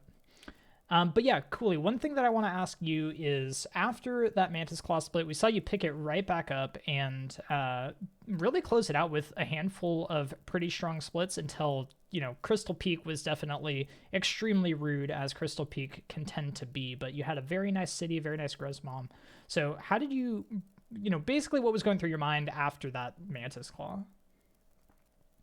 Well, so after Mantis Claw, I knew that I was going to be behind a lot because I checked Gaffey's PB and we were very close together. So I realized that if they were going to go, if their run was going to go well, then I wasn't going to catch up. But I still wanted to do well. So I think I played a little bit risky during some of the segments, like Crystal Peak, obviously. at the end there was not very good. Yeah, makes sense. But yeah, yeah, both of you, I believe, hitting the rafters skip, for example, in City, that was very nice. So GG's on that. Cooley, one thing that I do want to point out, the C dash that you did into the Myla room at the very end, I have never seen that before, and that is like so big brain. I am certain that saves time. That was Yeah, that's a very nice C dash, and I'm going to everyone was going absolutely off. steal We that. were- So actually, I did not discover that. It was Solthus. We were running like a few days ago, and they recommended it to me, and we figured out that it saves like a few seconds probably. Amazing. Definitely Okay, yoinking that. Yeah, That is shout such a outs to Solthus for that one. That is, I cannot believe that we haven't done that, because it's just like, wait a second, yeah, you can just C dash from there? Oh my Right? god. Not often we go that direction towards peak with C dash, because usually it's all skills or something where we're going through in order to get C dash with the dive. I wanted to ask about geo collection in City. We had a very interesting moment. Gaffey, I think you were very, very healthy on geo. Then you went for top row. You skipped middle row, and then you went for bottom row. Is Yep. that your normal strat? So combination of all skills messing with my brain again. It kind of worked out, and I'm thankful for that. But yeah, middle row, typically if I grab the bench, like I know I'm gonna take a hit or whatever, I'll just skip the ads there. And now that it looks like I don't need it and we don't have Shaman Stone, I think that might be the move. Yeah, so that was a very interesting play. So it makes sense if you were thinking all skills. All skills does get that top row and that bottom row, but doesn't pick up the relic at all. I definitely, so if you're going to be picking up that relic, I think it's definitely faster to try to kill that row. Also, just to save your 1 HP basically for True. for the split, because you don't get that bench, unfortunately. But yeah, I thought that was really interesting. And then you were definitely good on Geo for the rest of City, so you were able to skip the lever enemies there and things like that. But yeah, it was definitely definitely an interesting thing to see. But it does make sense, because that is what all skills will do.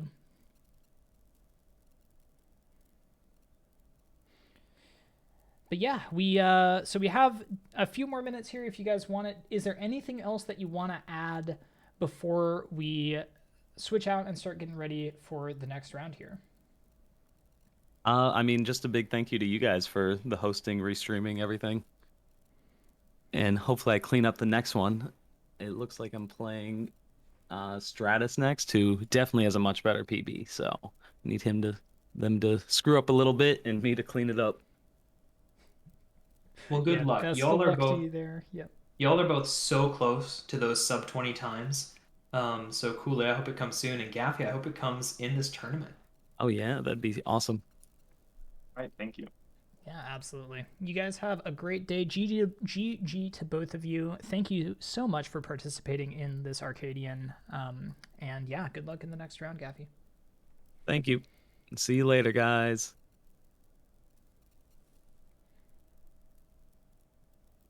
So this is it for me on Math Stream. I've had a great time joining you for comms. I'm going to be on Chris's stream later. So yeah, thank you for having me. Yeah, thanks for calming with me, Pick. It was a great time. Lots of good insight here, and we had a couple of good matches, so definitely thanks for that. I will be continuing to restream on this channel for the next 2 rounds here. One Quacksilver Plays, who some of you may have heard about, will be joining me on the mic for the next rounds, so be sure to stick around for that. It's going to be a good time. Shoutouts to Pick. If you don't know them, please go and give them a follow. Let me hopefully spell your name correctly. Yeah, Pick does some Hollow Knight running, some Celeste apparently recently. Let's go. Yeah, I've been doing some Celeste. But yeah, definitely go and give them a follow if you haven't already. And thanks again for hanging out with me today, Pick. Thank you so much. Thank you, chat. All right, and we've got a couple of minutes here, so I think what I'm going to do is I'm going to switch on over to a chatting scene before we go into setup again. Let me just make sure that everybody is good. And then I don't know who's up next.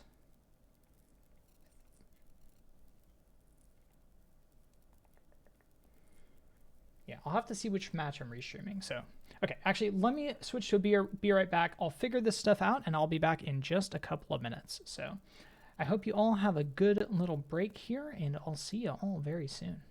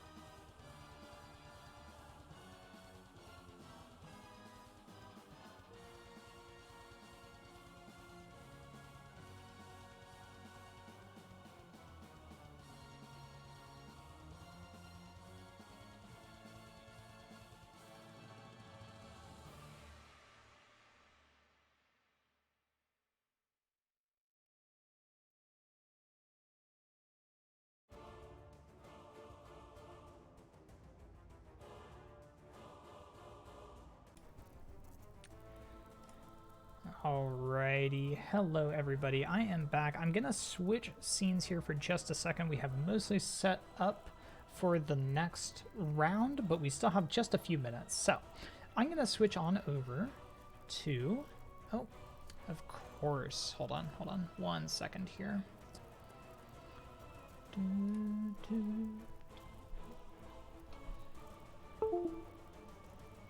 We're dealing with the lovely issues here.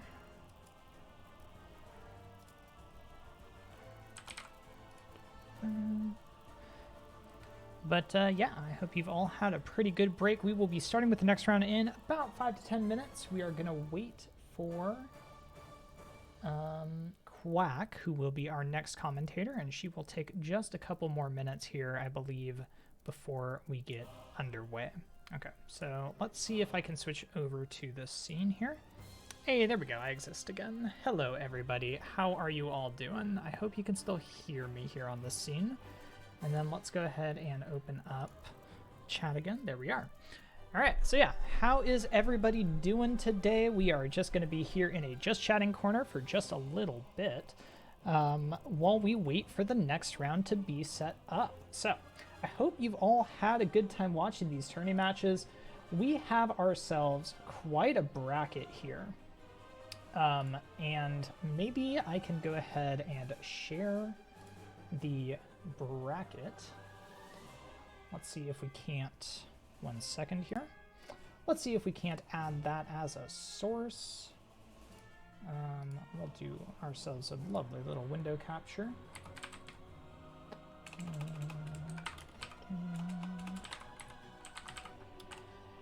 And I want to just show you guys this bracket, so let's bring that up. Let's go ahead and crop that appropriately.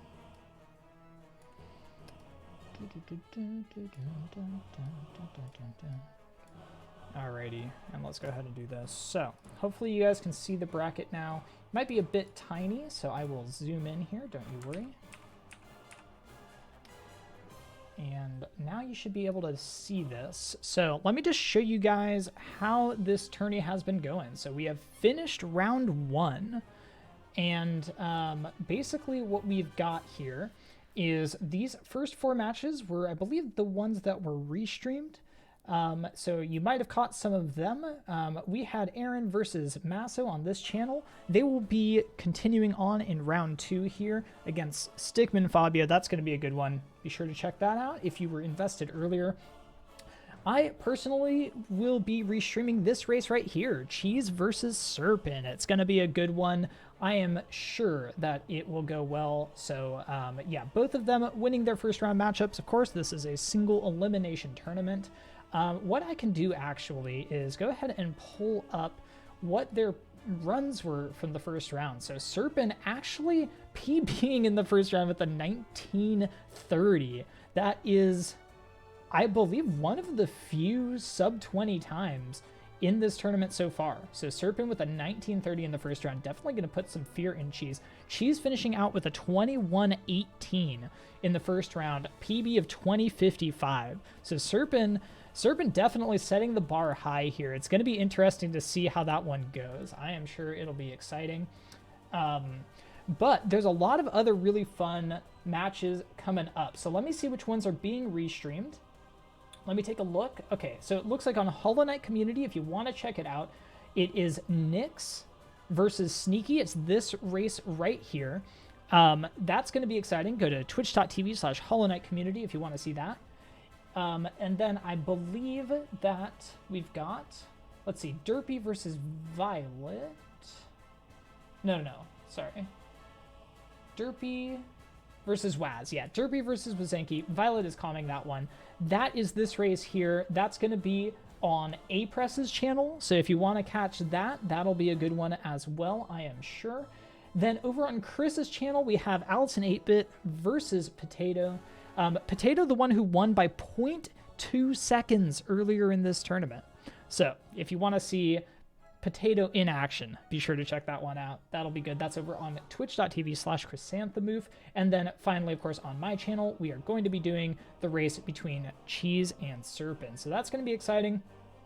If you wanted to see where the runners from earlier today line up, well, GaffeyTaffy, the winner of our last match, is going to be facing Stratus in the next round. That race will not be restreamed, but rest assured, the winner of this race will go on to round 3, which all the round 3 matches will be restreamed. So you can definitely check that out later on if you are invested. And then, of course, if you saw Maso earlier, he's going to be facing Stickman Fabio. Stickman Fabio, one of the best PBs of all the runners in this tournament, I believe, with like a mid-18, like 18-3x. It's kind of insane. So definitely that's going to be a good one as well. So check that out. Should be fun. As a reminder, we are running a single elimination tournament here, which means if you lose, you are out, you go home. It's a single day tournament, so it's nothing but nonstop action all day long. It's going to be a great time. All right, so mostly I am just waiting. Quack is also organizing the tournament, and she just said that 5 more minutes, and then she can join the just chatting into the actual game. So we're going to be just hanging out for a couple of minutes. I hope you guys have had a great time, though. This has been a lot of fun. Definitely a lot of fun to commentate as well. The restreaming is, you know, a lot of effort, but other than that, it's been a great time. Is there an auto split for Myla? It is a auto split, yeah. It counts. It is a... Oh, Slorent popping in here. Hi, Slorent. Hey. I saw you were just chatting by yourself. I am just chatting by myself. How have you been, Slorent? How have the races... You've been calming some races, right? Yeah, I was over with A-Press, calming a couple things. Shoutouts to A-Press for calming, I think, 4 in a row, because someone else had to drop. Oh man, yeah, that makes sense. I am also calming 4 in a row on my channel here, so we're gonna be having a good time. But yeah, I hope you've had a good morning, Soren. I hope the blizzard hasn't been treating you too poorly. I'm just glad my internet's been holding up, honestly, because blizzard is, you know, not what you want to see on a lovely Saturday morning. Let me tell you that. Exactly. Although the blizzard is a bit of a blessing, because I was planned to do something with IRL family people, and then it got postponed. So now I can be here on the internet with all you lovely people. Beautiful. There you go. That's what you want to hear. And my power and internet appear to be stable. Don't die. I'll try not to die, Serp. Yeah, my internet has also been stable. I know that Grad's internet got knocked out, so Grad's a bit north of us. Actually, no, you're pretty close to where Grad is, actually, right? You're in Mass now? Yes, Grad is pretty close by to me. So yeah, hope your internet does hold up, Slor. It is definitely a bit scary for sure. But yes, to answer the question of whether this is a new mug, it's not a new mug, but it is a mug that was at my IRL, like, in-person place of work, which I hadn't been to since March of 2020. So I actually went back there a couple of weeks ago to clear out my desk, because I haven't been back in 2 years, and they are consolidating office space. So I love this mug, and I got it back. It was my favorite mug, and now I have it again, and I'm happy. Maybe a small holding pattern. Uh-oh. How am I supposed to just chat for this long, Quack? I've never done that before. Sorry, I interrupted you. What were you saying? I was going to say 2 things. 1, that mug is adorable. And 2, are you getting any feedback? Because I'm not anymore. I think I was when you first joined. Okay. But I think it's okay now. Hello, Miseus. Yes, I am that person. Also, Doran, thank you so much for the sub. I appreciate that. Also, thank you to all the followers who've been following during these races. Obviously, I have not been taking the time to thank you during the races, but I very much appreciate it. HK Splitmaker. Wait, fuck you, but also bless you? Wait, for what? What? I'm not sure. Quack said fuck you, but also bless you, and I'm not sure whether to Mithul blush to that. I would like... I claim to be fucked and blessed. Very nice. Oh, Museus. I think that Slorent actually has a Death's Door version that exists. HK Splitmaker is in fact beautiful, and Slorent is wonderful for making it because it is so freaking nice. But I'll let you talk about that, Slorent. Yeah, I just put a link in the chat. I have a separate build which is like HK splits merged with Hollow Knight splits, and it doesn't have icons yet, but it's roughly the same idea. You can go there, hit generate, and hit download, and you have your Death's Door any percent splits. Very nice. And yeah, Alli had a bunch of icons, and I planned to soon trademark incorporate those so that it auto-generates with the icons and such. Yeah, that's one thing that's super nice about the HK split maker is, well, first of all, it also produces the ordered splits in the order that, you know, they appear, which is beautiful. And then also it comes with icons already, so it just saves so much time. It's insane. Thul just chatting, Yeah. It's absolutely. When I was first speedrunning, it took so long, and you had to specify the same list of things like twice, and then if you wanted icons, you had to go through again, and it was terrible. Yeah, and even worse, if you messed up because you know, got the order of the splits wrong in one place but not the other, everything would break, and then suddenly your run is just ruined. So yeah, HK split maker, very, very nice. Yeah, so these runners, why did we get 3 stars at the end of... What? Did Nightbot self-censor a link in that runner's command? Hold on. That's supposed to link to Cerpin's channel. What? Who made the command? I copied it from what Quack posted, but Oh, maybe that should be fine, right? you just put a triple thing. You just put the asterisks. What? When I copied it, I put asterisks? Well, it's showing up as asterisks. Right now? In the message you... Oh, okay. Quack's here, so I'm gonna leave. Hi, Quack. Bye, Quack. Laurent, bye, Laurent. Thanks for vamping. I do my best. So why is that getting censored when I copy and paste it? That's so weird. So Alright. to people in chat, it looks like my message. Wow, what? That's so weird. I'm literally the broadcaster. You can't censor me. Okay. Anyway, hi, Quack. Hello. Hello, everyone in chat. I hope you're all enjoying this Arcadian so far. It's going really, really well into round 2. Yeah, it's I cannot believe the round 1 match between Mika and Potato, and I'm so sad that that wasn't restreamed because 0.2 seconds difference between the two of them. That looked insane. Yeah, there have been a couple of close matches. It looks like Somni is going to count down Chris's and Apress's streams.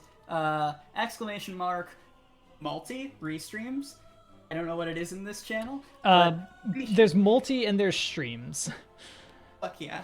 Be sure you are catching all of the Myla killing action today, because I made the terrible decision of commentating and organizing. We're probably going to be at the back of the queue, but we should have our next match in just a second here. So let me switch on over to the actual restream scene here to make sure that everything is fine. And it looks like we do have both games here, so this is looking good. Both timers, we've got the names. We're pulling audio from Cerpin. Hopefully that's acceptable.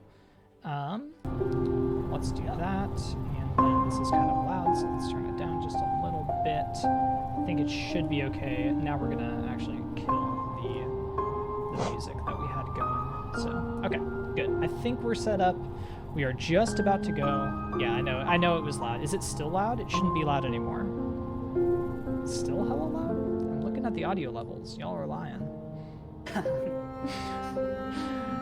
I've turned it down. It's literally at minus 40 decibels now.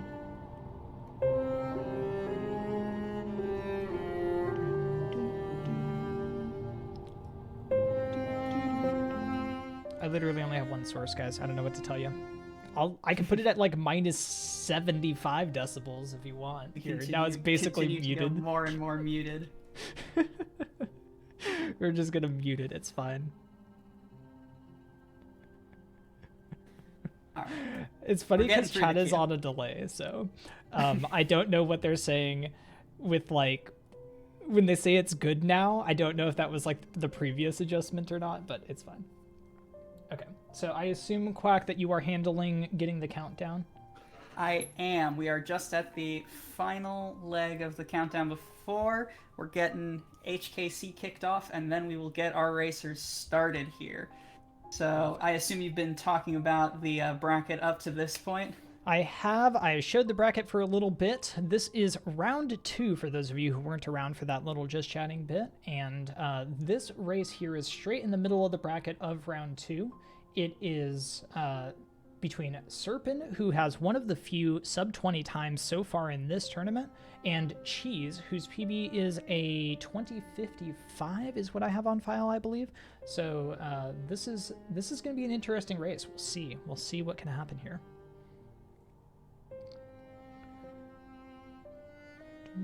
Just have the volume wildly swing between far too loud and inaudible. There we go. That's what I should do. I used finger guns at the like camera. every but we're not on modern that scene film anymore. ever? There we go. Twitch is spelled right. wrong. Astounding spooky. I love it. Thank you. That's Quack's fault, by the way. I'm just kidding.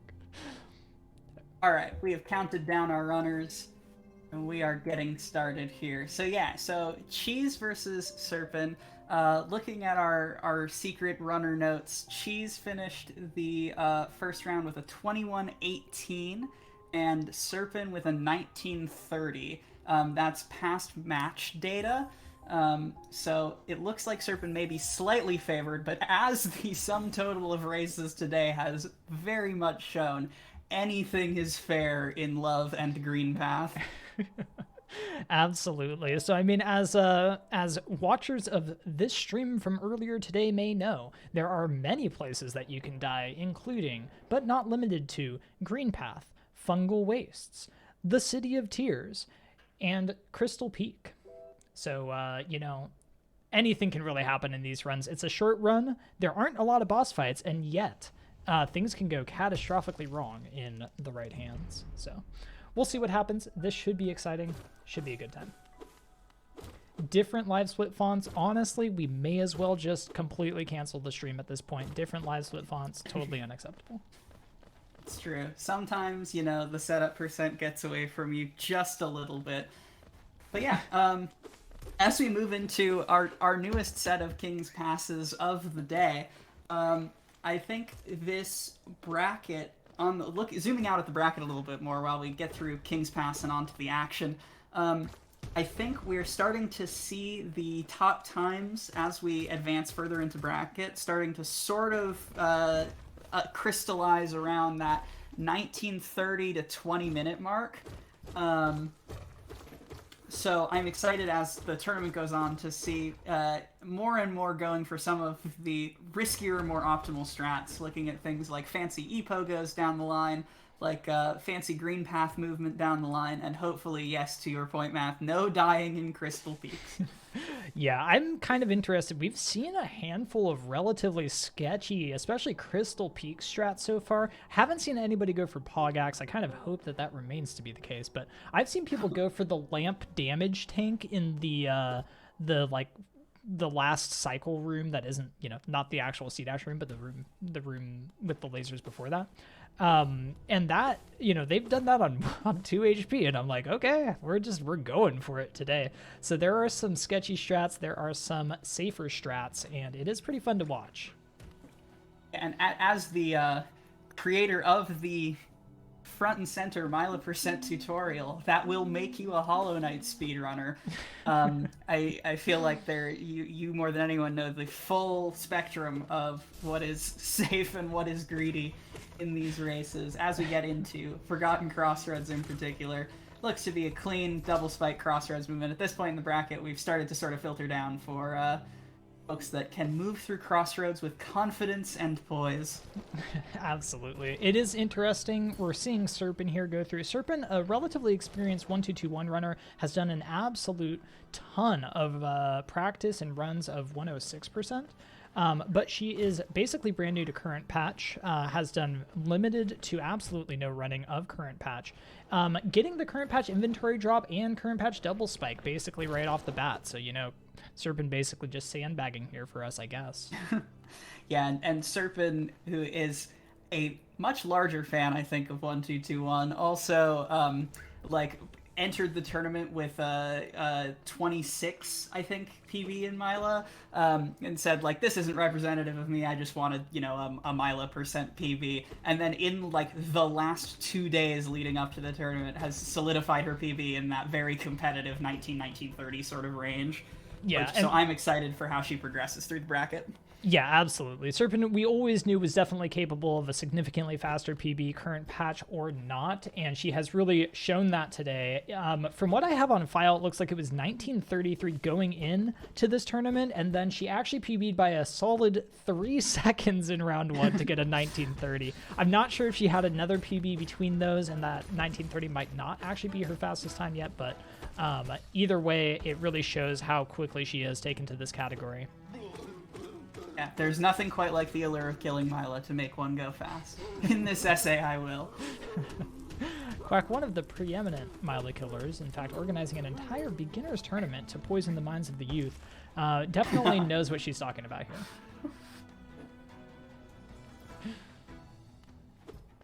But yeah, it'll be interesting to see. I know Cerpin has, in particular, had a lot of trouble with the current patch ePogo in the past. I am curious to see which strat she ends up choosing, because I know that she was not a fan of the 3 Fireball Comfy Pogo and has some real cursed crap that she goes for on 1-2-2-1. So, you know, I'm not sure how she ended up porting that over to current patch, and I'm kind of interested to see.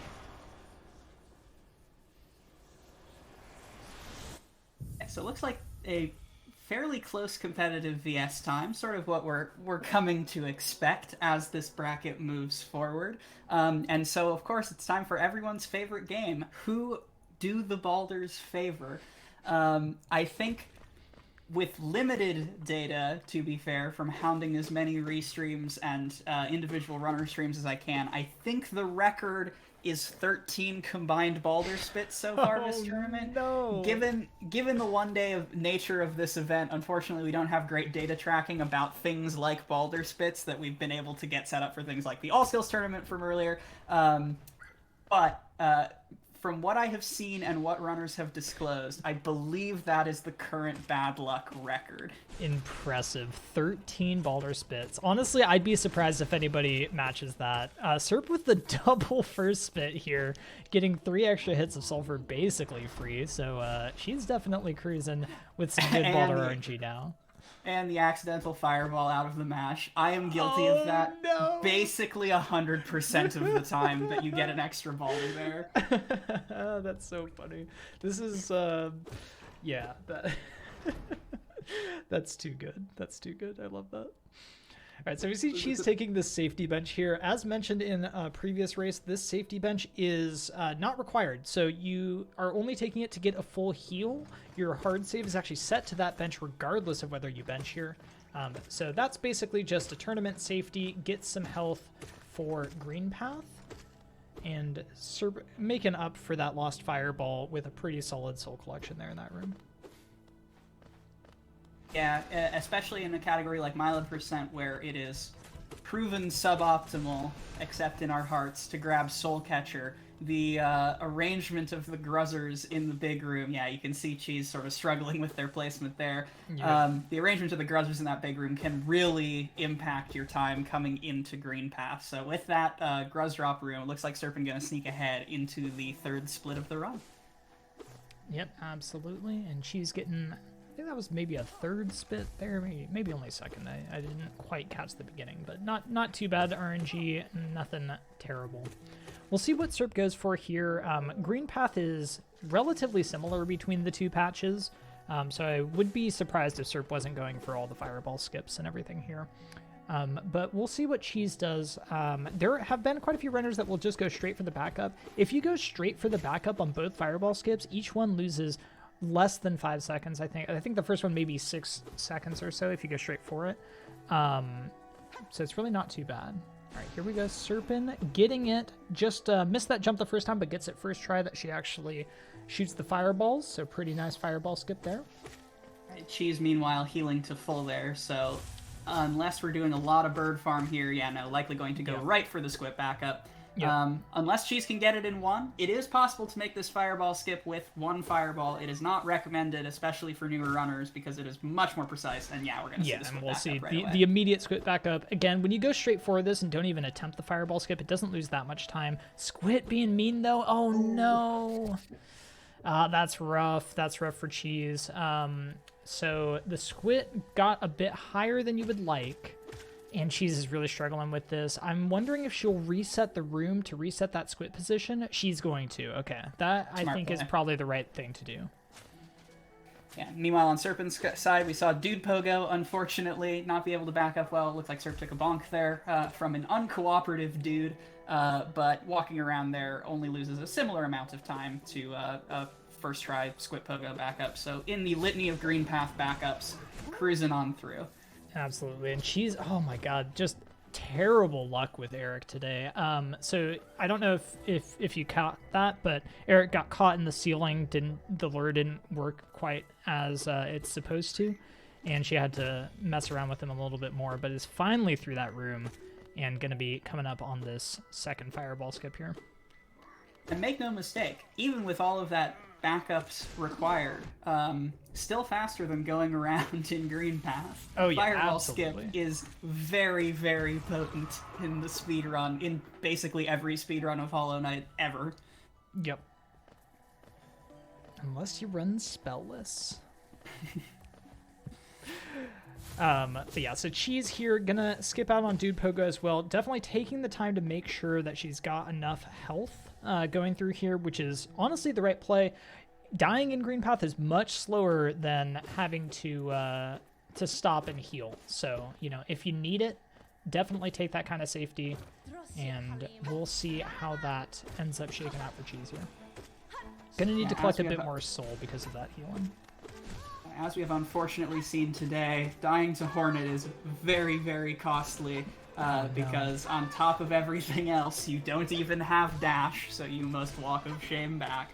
Yep, green path deaths to Hornet in particular at the very end of green path are really rough. As mentioned earlier, we saw a Mantis Village death. That's actually somehow one of the better deaths that you can take in this run. There's some very expensive deaths if you die almost anywhere in Myla percent. Yeah, we'll see how this one shakes out. So Serpin picking up dash, making it through green path just fine. Cheese coming up on VK, missed one of those fireballs. That's a little rough. It's going to take a couple of extra nail swings to make up for that. There she goes. Good of Cheese to get VK to move back slightly to the left there. You don't want the Geo to scatter all the way to the right of the Knight there, because you have to walk all the way back to pick it up, because Myla is a relatively Geo-hungry category in the early game. Looks like Cheese got enough Geo from that VK, but smart to keep it all in one place. Yeah, absolutely. She's missing out on probably about 20 of that Geo, not really what you want to see, but she's got enough that she can make it up with some of those city enemies. Serp, meanwhile, heading on down to Mantis Village. To the question in chat, Serpin's PB right now, to my knowledge, is her first round runtime, which is 19:30. So I think she's one of about 3, maybe 4 runs that ended sub 20 from the first round. At least the ones that I see on this sheet. So, you know, very, very, very solid time there, and definitely doing well. Oh, Cheese. Okay, we're good.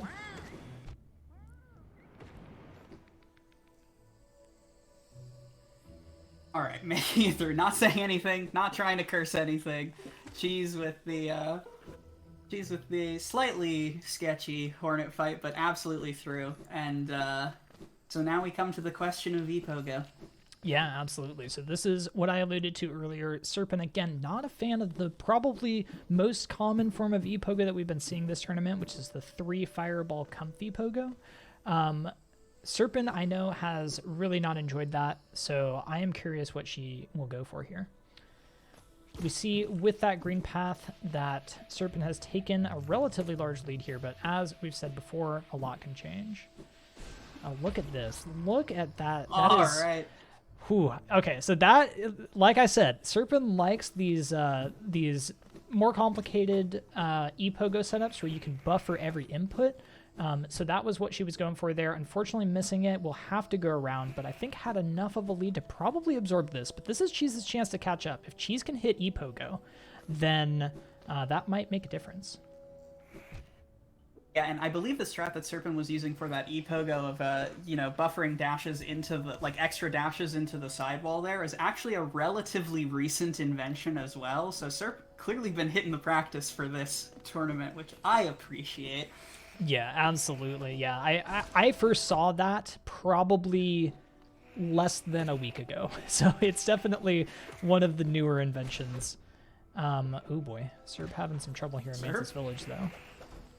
Yeah, and coming from the right side instead of... Going for the Mantis Pogo and getting it. Right. Oh my god, Serp with the freaking guts of steel here, just absolutely clutching that out. Jeez. All right, Cheese, for the comeback, for starting to bridge the gap from that green path. Now is the time. Let's see what ePogo she goes for. Yep. Yeah, if Cheese can hit ePogo, that can make up quite a lot of the deficit. If you take a peek at the timer, you'll notice that Cheese is actually still going to end behind, but a quick ePogo can make a very quick work of the rest of this segment. She's going to go for the 3 fireball. And she hits it. Let's go. Okay, so that will do a lot to close some of this gap here. She will need to get a Mantis Pogo, though. Serp clutching out that Mantis Pogo, really recovering what could have been a relatively bad Mantis Claw split. So that was really clutch. Right, a little low on the first dash, but this looks like a winnable Mantis Pogo. Unfortunately, the attack. Can we get the backup here? Not quite. Okay. It always sucks when that dash or whatever aerosol you're doing either moves you underneath the corner there or kills a mantis if you're using fireball. But still, clean. That probably saves around 20 seconds to Serpin's Mantis Claw split. So bridging the gap. Yeah, definitely bridging the gap here quite a bit.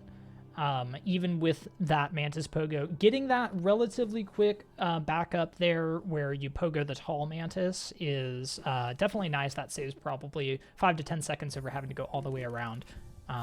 So, yeah, definitely making up some time here. And smart in the moment thinking from Cheese. Yeah, absolutely. Something else I've seen as we move on towards Blue Lake, recent discussion about specifically for Myla percent is because of the Myla percent route where you keep your bench in crossroads, you can damage tank on the way and in the middle of the Gruzmother fight to set up for the Shade Skip earlier. Most categories will bench at Salubra, so any damage you take is immediately negated. But I've been curious as the tournament develops to look for patterns in Runner's play of damage tanking early on the way to Gruzmother. It looks like Serp going for the practiced 5 HP, which is, good. You definitely, it's not super painful, but you don't want to die to Gruzmother. That's not where the Shade Skip is set up. And taking some damage tanks in the cleanup as well. Yeah, it's definitely something that I'm kind of interested in. I honestly don't know where you want to damage tank on the way onto the Shade Skip, but you can get 3 hits after Gruzmon pretty much for free. But if you can set up a handful of damage tanks earlier than that, then it can definitely help you out by setting up the Shade Skip just a tiny bit faster. Do I not have a Myla command? I apparently don't. I apologize. Myla percent is the speedrun where we kill Myla, the miner displayed on this handy-dandy layout. Yep, it's that one right there.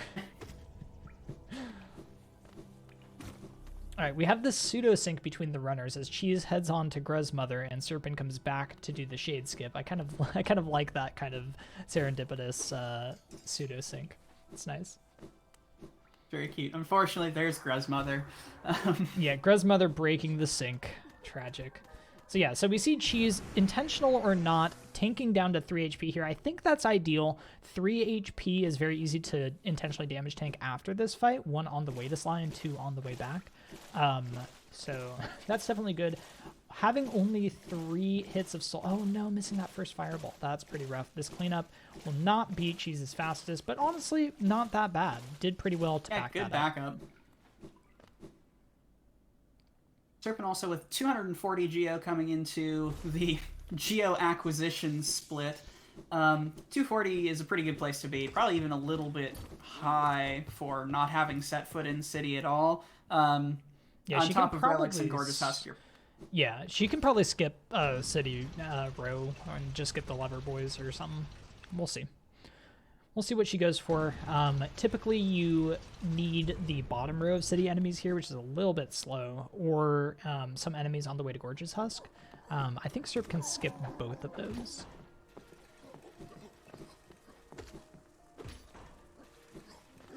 Yeah, and I did not quite see Cheese's Geo count, but like we said at VK, Cheese was trailing by about 20 Geo, which puts her in a healthy place. She's not hurting for Geo, just will have to kill those city enemies, so it is another slight but non-zero time edge for Cerpin in the city split. Yeah, absolutely. And Cerpin actually taking quite a few hits of damage here, really suffering from the lack of VS range on current patch. You saw Cerpin expect to be able to kill that last city enemy and was unsuccessful. That's because on current patch, the fireball doesn't go as far as on 1221. So I think her expectations for what that fireball would do are probably a little bit off there, but she is able to heal up and has plenty of Geo at this point, 283, so I think she's doing just fine. Yeah, Gorgeous Husk alone, even ignoring the enemies right next to Gorgeous Husk, puts you at 700 off of that, so there's definitely not going to be a need for additional farm from Cerpin. Yep. Cheese will probably want to grab 1, maybe 2 rows of city enemies. Yeah, 229, about 10 lower than what Serp had here, so definitely going to have to kill some extra city enemies. So you saw Serp there killing the ones on the way to Gorgeous Husk. Those were the ones I alluded to earlier, so now she's definitely completely fine on Geo. Those that she just killed were not strictly necessary, but they're in your way anyway, so it really doesn't take much time to kill. We'll probably see Cheese go for those enemies as well. I really appreciate taking the heal before Gorgeous Husk. Gorgeous Husk, without Shaman, sometimes just gets away from you. Yeah. I said there's no boss fights in this there. run, but I lied. Gorgeous Husk is the boss. Oh, yeah. She's getting trolled a bit by these bottom row city enemies, which she really needed, as we alluded to earlier. When they get in the corner like that, you can't really efficiently fireball all of them.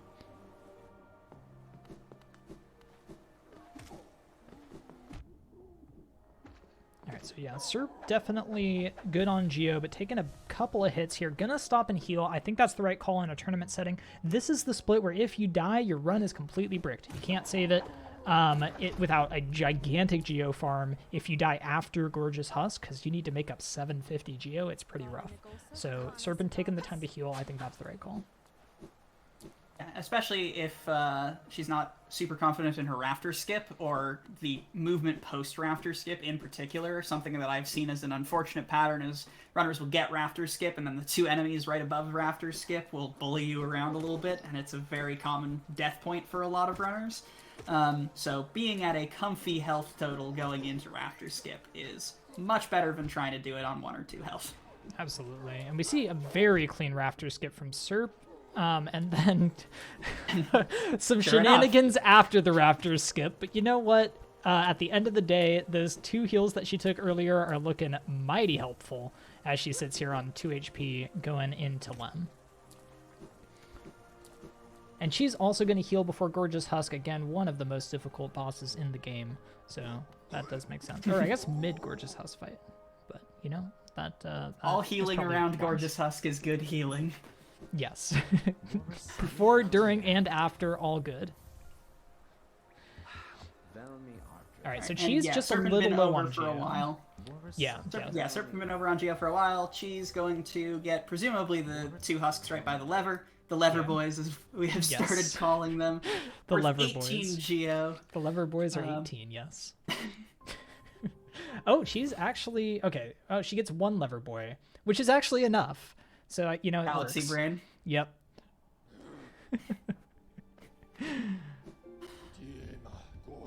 Amazing. All right, so we see Cerpin is on her way to buy the lantern. That is what we did all of this geo farming for. Cheese, exactly 1 geo over. You really do love to see it. We'll see if Cheese is going to go for the rafters skip here.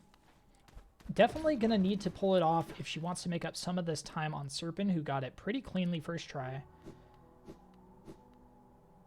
Not going to go for it. Okay, so that is actually not that long of a time loss. It's about 5 to 10 seconds, something in that range.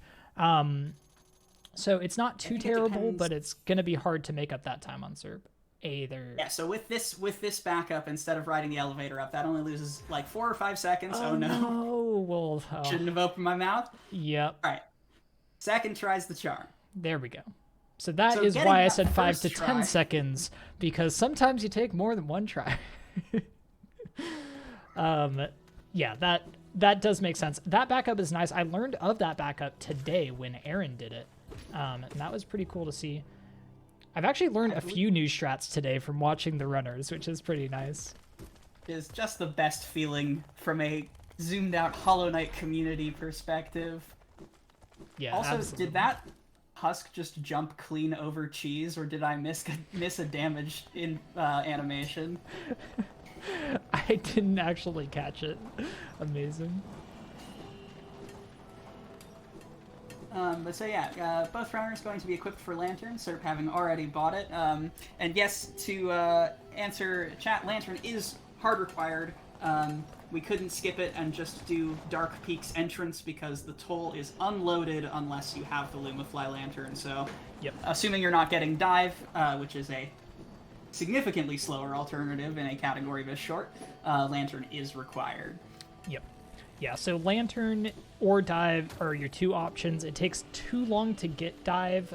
By comparison, you know, Elderbug percent, which basically rushes Dive and then does the flower quest, picks up Dive at something like 19-20 minutes optimally.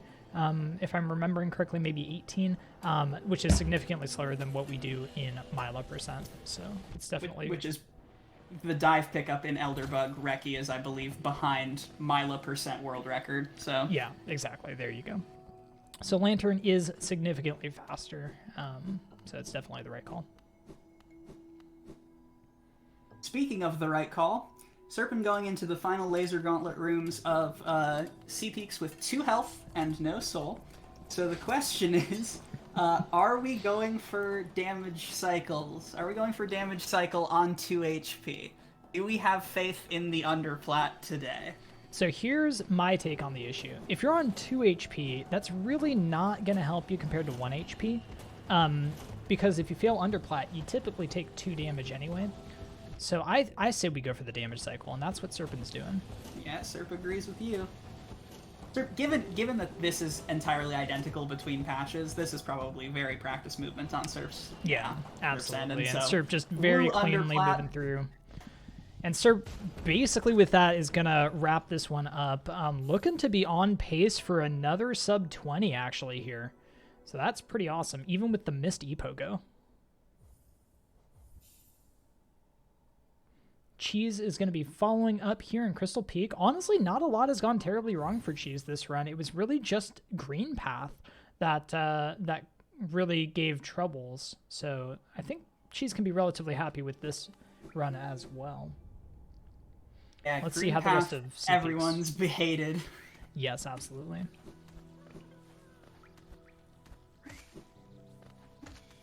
Cerp going for that sketchy full jump there. Doesn't quite get it, but gets some nice wall jumps in the second half of the room. Cheese down to 2 HP for this. This is scary. This is very scary. Oh, no. Oh, no? Oh, no. Ah, the Cheese. laser. Yeah, the laser gets you, so that is what Sea Peaks can do to you. It really just ruins your day sometimes. All right, and that is a 1949 from Cerp. Really, really solid play. Super well done. Congrats to Cerp on the round 2 victory. Gonna make it on to round 3. Yeah, GG Cerpin. I love the fact that Myla parried one before going down. So it looks like Cerpin is going to ultimately advanced to play the winner of Sneaky and Dragon Nyx. That is a match that is going on right now on the Hollow Knight community Twitch channel. And if Looks like you're it not probably multi-streaming, just wrapped because they're you both should be. in the on deck. Yes, exclamation point multi if you want to catch the multi-stream here. There are 4 ongoing races. This one just wrapped up, so if you want to hop between races, now is the best time to do it. We will, in fact, be following this match up, though, in just a minute here. Well, a minute, approximately 20 minutes with a round 3 match, so that's going to be a lot of fun. Be sure to stick around. That's going to get started in about 20 minutes, and stick around for just a little bit longer. If you want to catch a post-match interview between our racers here once Cheese finishes up. Cheese not grabbing the shade? Yeah, just ignoring the shade. I mean, you don't need it, so, like, you know, I respect it. Oh, no. But how will you 3 Fireball Myla if you don't have your shade? Quack likes to go for the overkill on Myla. No, Cheese, oh god, I'm so terrified. We have no soul. Oh, this is scary. Okay, she's playing it safe. Skipping, oh, not getting any soul. We're going for it. We're going for it. I guess the major question is, does Cheese know damageless? Or is Cheese going to heal before entering the room here? Because I know that there are incredible legions of runners who have gone for a damageful C-Peak cycle on 1 health without realizing it, and yeah, it looks like Cheese is going to take the heal. Okay, you know, there's nothing wrong with going for a damageless cycle while being completely unpracticed at the damageless cycle on 1 health. I see no issues. As someone who did this just merely last night, it turned out beautifully for me. I mean, don't get me wrong, there is going for completely unpracticed damageless cycle, a thing I too have been guilty of, although not quite so publicly. But there is also a worrisome trend of runners simply not marking their own HP value and being like, yeah, I can do damage cycle, and then being on 1 health. Speaking of 1 health, 1 health under let's go. plat. 1 health under plat from Cheese to cap off this race. You absolutely love to see it. Amazing. Let's go. Never any doubt. So yeah, she's gonna finish here probably just shy of the 23-minute mark, which for a death in C-Peaks is an incredibly respectable time. You love to see that. Yeah, absolutely. Okay, that main menu with the like 4 identical save files, remembering which file you're on, that's the most impressive thing I've seen tonight. All right, let me get these runners on deck if they do want to join us here for a post-match interview.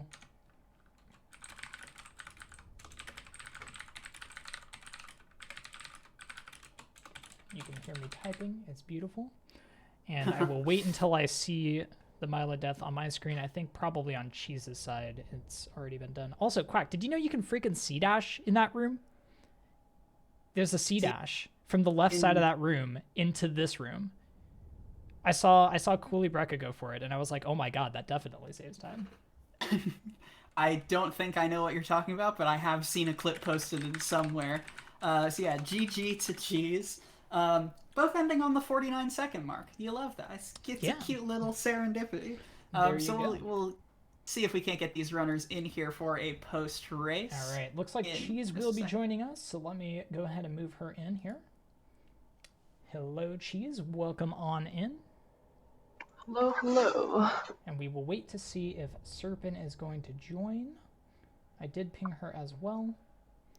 Cerpin was also in chat if she is listening. But we will see. There she is. All right, perfect. Let's go ahead and move her in as well. Hello, and congratulations, Cerpin. Hello.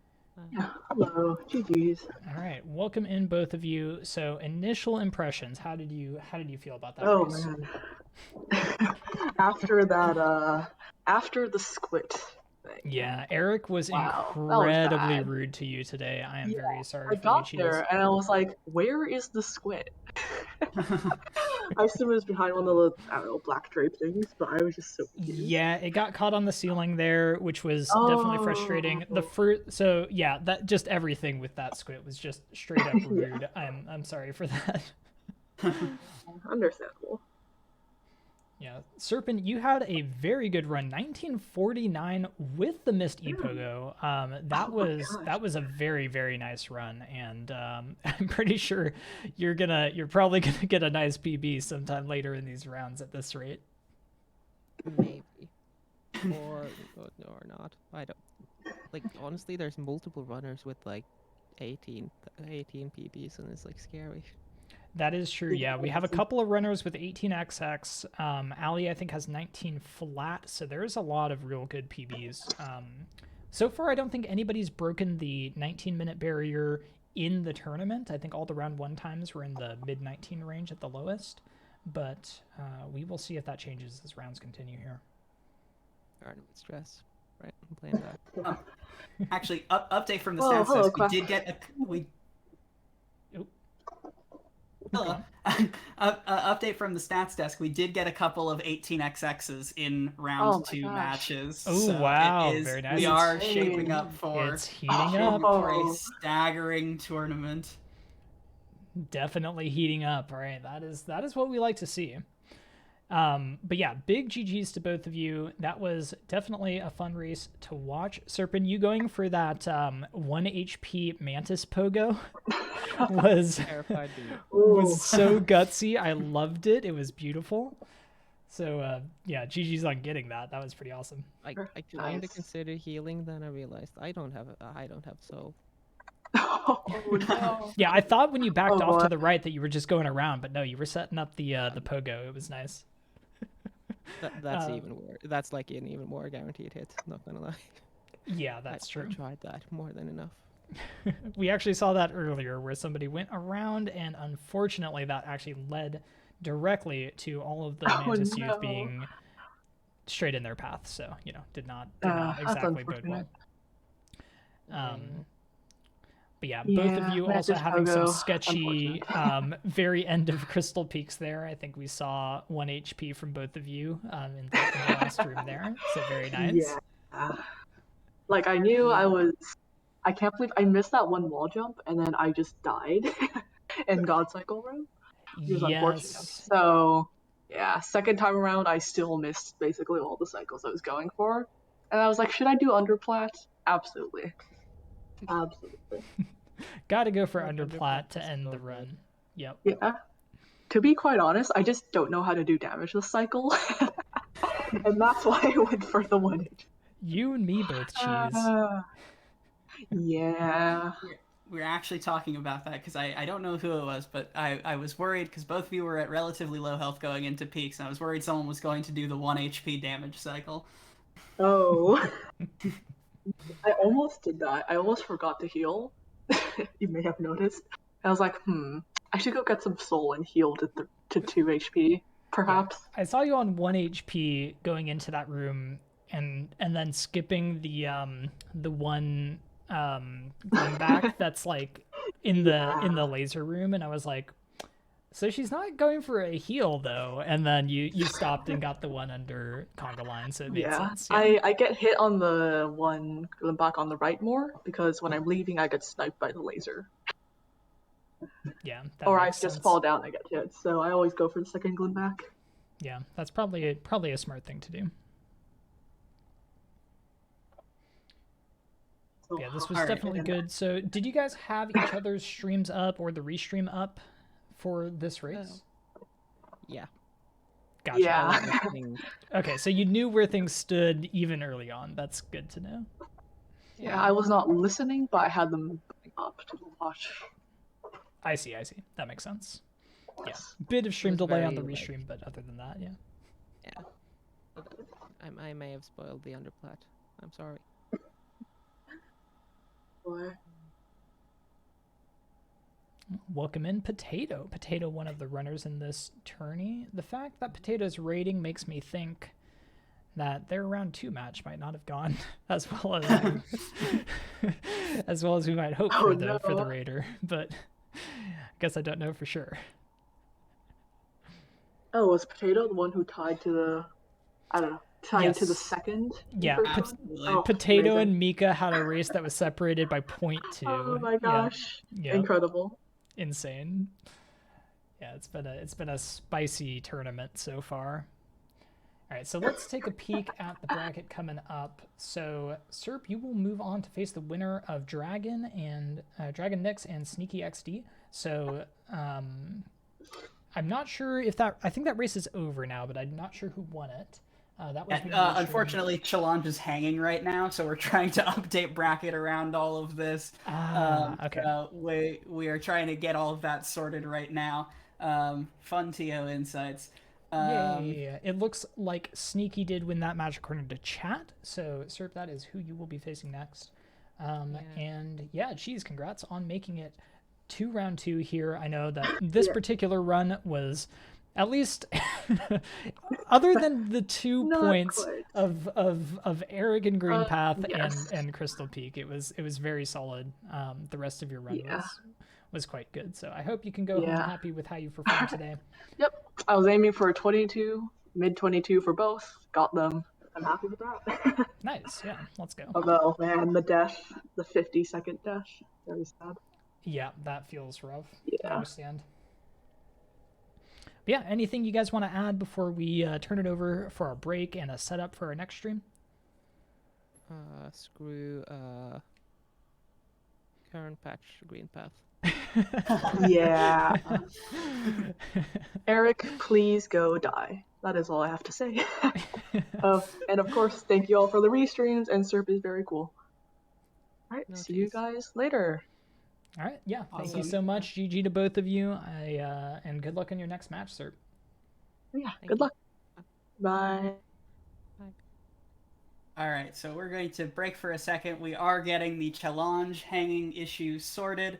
We've got our stream schedule coming up for the next match. It looks like this restream with these same comms, once we get started, is going to be holding the winner of Derpy Wazanki versus the winner of Alli Uninformed Potato. So these were 4 runners that had restream games in round 1 and then were off stream for round 2. So as soon as we get the bracket updates pushed, I will have more information on what that. It looks like Derpy and Allison 8-Bit will be next up here in just a second. All right, beautiful. Okay, so we are going to switch on over to our Be Right Back scene. I encourage you all to get up and take a break, but we are going to be live in about 10 minutes with our next match, so be sure to tune into that. We are getting into round 3, which will be the final match restreamed on this channel. After that, the remaining restreams will happen over on twitch.tv/Hollow Knight Community and twitch.tv/Chrysanthemove. So be sure to stick around for this next match between Alli and Derpy, and after that, we will kick it on over to probably, well, whichever one we haven't showcased the runners for before. So, all right, I will switch on over scenes here, and we'll see you very shortly, guys. Yep, see you in a bit.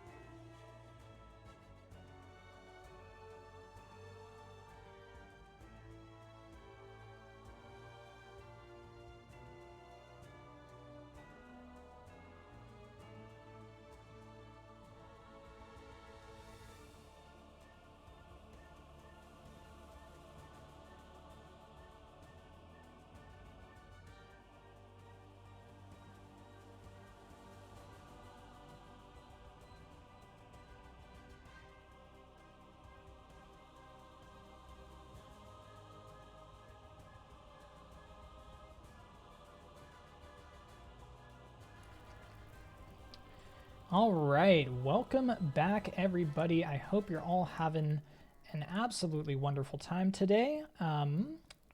Let's make sure we can actually get audio. We're getting audio. Okay, we're getting audio from Alli and not from Derpy. So I'm going to switch over the audio source to Alli here.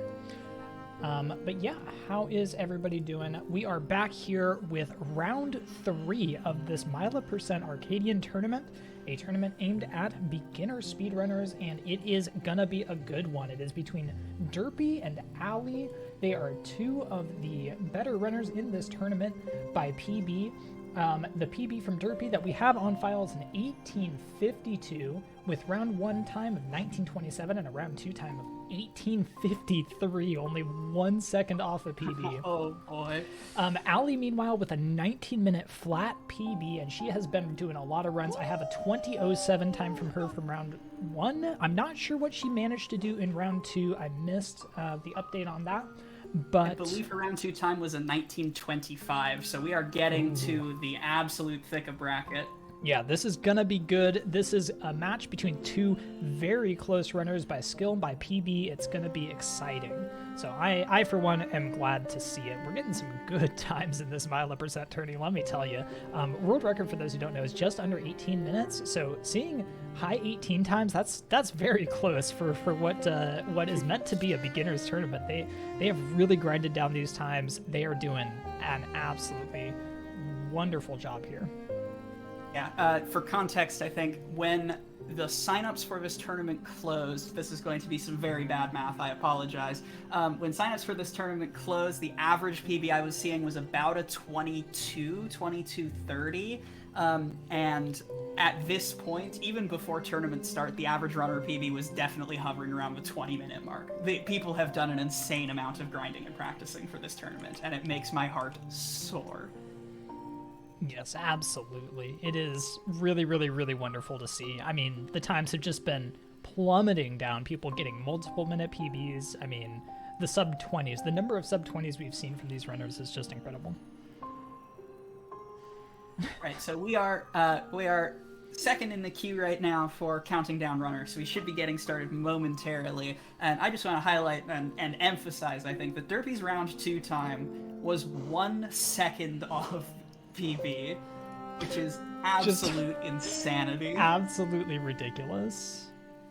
Game is very loud again. Y'all are insane. What the hell? Fine. We'll put the game like freaking muted. It's fine. You don't need to hear the game, right?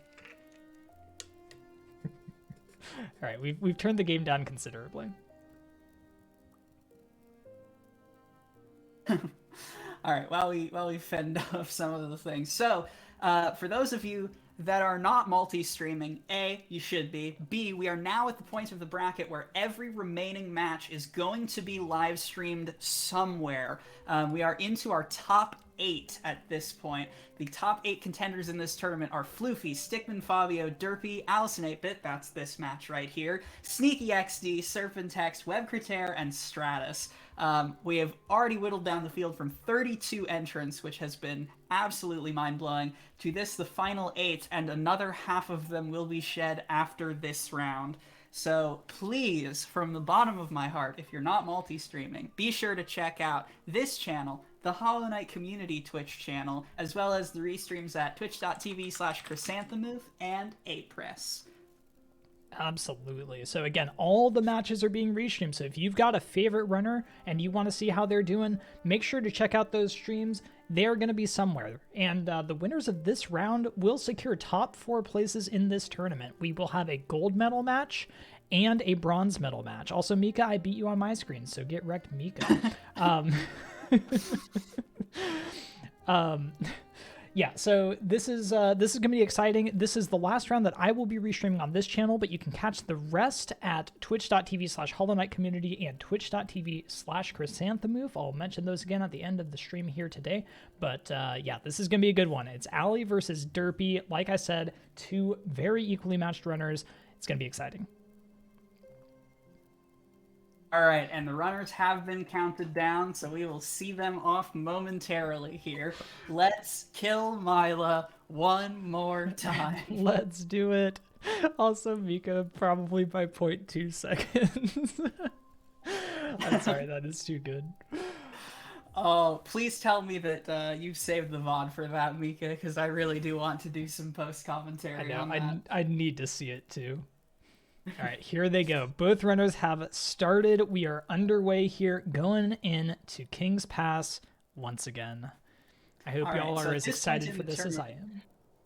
At this point in the tournament, with PBs trending underneath that 19-minute mark, at this point, we are going to start presuming optimal strats. That is the curse of speedrunning, is once you hit a certain level, all you can see is faster and faster than even your current times, and it starts to get to the point where safeties become unacceptable, and it really becomes a mentality thing, honestly, in a race setting in particular, where the decision to take a safety or to take a heal that's not optimal can weigh more heavily on some of these runners, especially with skilled runners you see before you as we get into the later rounds. If you're used to PB grinding in particular, I say as someone who just got off of a very recent PB grind, the urge to reset can be quite powerful. And I know in this tournament we have a couple of runners, both that are very, very calm and collected, and some that go on very, very up and down streaks and are very momentum based. I don't know too much about Alli or Derpy here, but it is an interesting mentality thing to consider as we get out of King's Pass and into the action. Absolutely, and we see a very nice King's Pass time from both runners there. 57s from both of them, 57.98, 57.92, within 0.06 of each other coming out of King's Pass. Those are very nice times. And I know, like, in particular to what you have been talking about, Quack, I know Alli in particular has definitely struggled with this no reset mentality in the past, and it'll be interesting to see how these runs go for her. I'm not as familiar with Derpy, so we'll have to see there, but yeah, it's definitely a big deal in these tournament races. It's not about, you know, what is your PB? It's about how well do you perform in a no reset environment where you really have to handle your tilt. You have to be able to take mistakes in stride, but you still need to be going fast enough to beat your opponents here. And here, Alli just getting absolutely, yeah, just, I mean, it's 2 seconds into the run and just completely out of her control, taking 2 hits of damage there. That kind of thing is really rough. Especially after getting the inventory drop, like second try inventory drop into getting hit by a gruzzer is just one of the most feel bad things that can happen inside of 2 minutes on the timer. Absolutely. But she recovers and gets the nice double spike, pretty nice and easy. Derpy also cleaning that up, no problem. Derpy with 15 geo out of that arena. Holy crap, that's actually amazing. Like, you really ACN runners crying and shaking right now. Like, is Derpy even trying to get the geo? Just like 15 fell into their lap. Absolutely wild. It looks like Derpy got a little bit bullied by that first Aspen, so killed it on the far right of the arena, which may have contributed to the geo boon. But even so, that is, you love to see that, especially in a category as hungry for money as Myla can be. Most differences in geo, as we've alluded to before, can helpfully be made up between Green Path and City. You've got a lot of extra enemies that sort of fall into your lap for you to kill if you need to. Yeah, absolutely. But it never hurts to have probably 20 to 25 geo easy coming out of False Knight. Yeah, that is definitely a boon. It can mean that Derpy can take a little bit more lax routes with geo, you know, where he's in Green Path and in City, so it'll be interesting to see if they're able to capitalize on that. One thing I want to point out, actually, neither of these runners going for Statue Pogo. Statue Pogo is a trick that saves only about 0.4 seconds optimally, and yet it's one of those things that pretty much all runners, once they start getting serious about the run, start going for and frequently missing. So I find it interesting that neither of these runners, despite pushing their times down considerably, even bother going for it, and honestly, I think that's the right call. Yeah, no, actually, this has been a relatively recent subject of some lowercase d discourse, because there is a new wave of top runners, I see one of them in chat, who simply ignore Statue Pogo as a matter of course, and those little, like, edge case time saves. It's always really interesting to me what is optimal enough to incorporate into your muscle memory and what is, like, probably optimal, but you don't go for. I myself am a big, like, comfort first sort of speedrunner in general, so I really appreciate those little micro decisions. Yeah, absolutely. I think it's very important to decide which strats you're going to go for, which strats you're just going to completely ignore, and, you know, just come to terms with, you know, where your comfort level is. All right, so pretty solid 348 VS here from Alli, and a pretty solid 348 VS here from Derpy. So I think both runners in basically the exact same split here. So despite the differences in getting here, they're pretty much just even right now, and that's kind of exciting. That means that our first lead will probably open up after some shenanigans with the Balder. Yep, I've heard. So obviously, I've been here on the mic with you all, but because of that, I've not heard any new developments in the Balder Spit Recce for this tournament. Our current record on file is still 13 combined Balder Spits between 1 and 2. Some of the runners were joking before the tournament started that we should award a consolation prize to whoever does the worst luck with Balders, so we will see if that crown gets taken. I will be amazed if in one of the remaining matches someone gets more than 13 combined spits, but, you know, stranger things have happened. Derpy. Oh, what happened Walking too close to the Balder and shooting a fireball into its curl. That's so rough. Gonna lose a pretty healthy amount of time there. Fortunately, Balder was kind with another spit after just one more dud, but that is on the order of, what, 4 or 5 seconds of time loss? Yeah, a couple of extra spits plus the time to uncurl. Yep, definitely a few seconds lost there. Interesting here decision, in my opinion. Derpy skipping that bench. We mentioned before that bench is just a safety to get a full heal, but Derpy sitting on 4 health here in a no reset situation going into green path. 4 health is not exactly comfy. It's not the worst. 4 health, you know, you can definitely make it through green path, but this might come into play later if Derpy has to stop and heal. Yeah, the last thing you want is for, like, you know, you to get hit in the first room collecting soul or by the Balder there, like Alli just did. Then, you know, you take a damage tank going for Dude Pogo, or you get the second fireball skip and damage tank through them, and then the Moss Knight hits you, and all of a sudden it's a 1 health Hornet, and you really don't want to die to Hornet in a no reset. Exactly. Okay, so I have to comment here. Derpy, after getting that first spit Balder, took a solid, like, half a second to just make sure that the Balder wasn't curling up before shooting the fireballs, and I find that pretty hilarious. Derpy undoubtedly has killed these Balders, you know, 100 times over, but, you know, once you make a small mistake in your head, you just have to make sure you don't make it again. Yep, I mean, that's the adjustment you go for when consistency is what's being judged here, not your peak gameplay. You do what it takes to make sure you're playing consistently. Also could be a good mentality reset, honestly. We've seen a lot of little things that can sort of get under runners' skins even only 6 minutes into this run. Yeah, and I have to say, 2 very clean fireball skips there from Alli and Derpy. Those were almost in sync and basically flawless. That was very nice. We'll see if Alli can hit this second fireball skip coming up right now. Looking clean and Derpy. Wow, we've got a match, guys. That is some nice green path movement from both of them. Oh my goodness. When green path does not bully you, you basically gain access to a second dimension. Alli, they're going for the up slash on that obel. When the obel is inside the wall like that, it is possible to wait for him to move a little bit, and then you can get a very swag pogo that I like to go for that skips like one of those platforms in probably 0.1 second. So, personally disappointed, but professionally very solid gameplay from both of these runners. So, Quack Derpy not backstepping there. 4 minutes ago saying, you know, be sure to pick your time saves, don't go for anything you're not comfortable with, etc., and now lambasting Alli for not going for the swag pogo. But you know what? It's consistent. Because swag comes first, Math. Always and forever. That's a good point. So we saw Derpy backstep a little bit there with the Moss Knight Geo to make sure that he collected all of it. But other than that, small backstep, still been a very commanding sync from these runners going into the Hornet fight. Yeah, and honestly, 2 really clean green paths. I mean, that was a good VK quick kill for both of them. They're both looking good on Geo, 234 from Derpy and 239 from Alli. I mean, you can't really hope for much better, I say, as Derpy falls from the jump for Hornet. Okay, but it's always the single jumps. There's no worse feeling like getting a good false knight kill time and then just missing a jump on the walk up to mound, and this is just that but for green path. Yeah, exactly. Oh no, Alli, be careful here. Yeah, Alli playing back.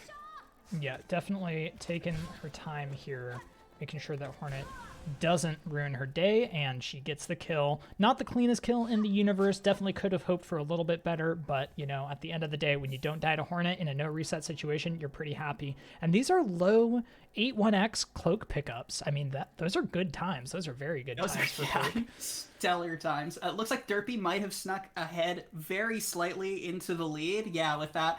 The frustrating thing about playing safe on Hornet is that because of the way Hornet's stagger combo counter works, right? You have to hit her 6 times in quick succession, or else she takes longer to stagger. So if you're playing safe, but expecting the stagger count from your typical optimal fast play, you can accidentally have Hornet walk or jump into you, and it's incredibly frustrating. So good on Alli for managing that fight well. Yeah, Alli did really well to take a step back, make sure that Hornet could not ruin her day. And God, this race, guys, we're within 1 second on all of these room transitions. Look at this. Look at that. 0.6 off. 8 minutes into the run. This is great. This is absolutely fantastic. And now we get to see how clean both of their fungals are. So as I mentioned earlier in this stream, Fungal Waste is one of those splits that is actually super consistent. So, oh, that was a pretty nice drop there from Alli and from Derpy. Yeah, slight variations, but very clean drops from both. Yeah, that was good. Yeah, so this is a split where if you practice your movement, you can get within a couple seconds of your gold very consistently, and it is it's one of the more satisfying splits because of that, in my opinion. Derpy going for a lot of soul collection here.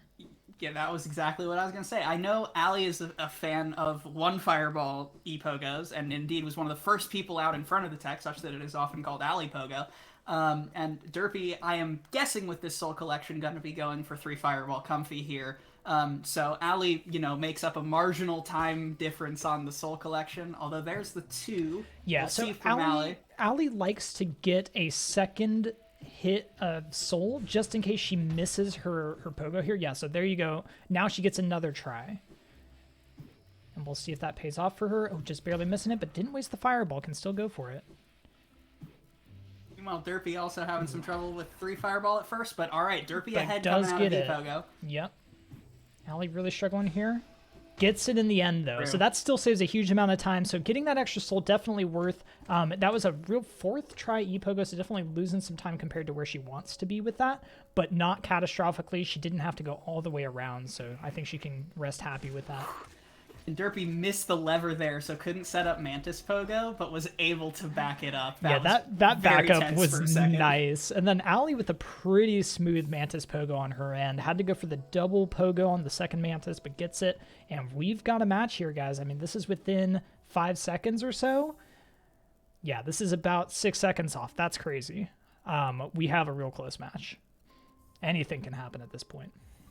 So very, very clean race so far. No big mistakes from either runner. You know, both having a little bit of trouble with a couple different pieces, but no time losses bigger than a few seconds.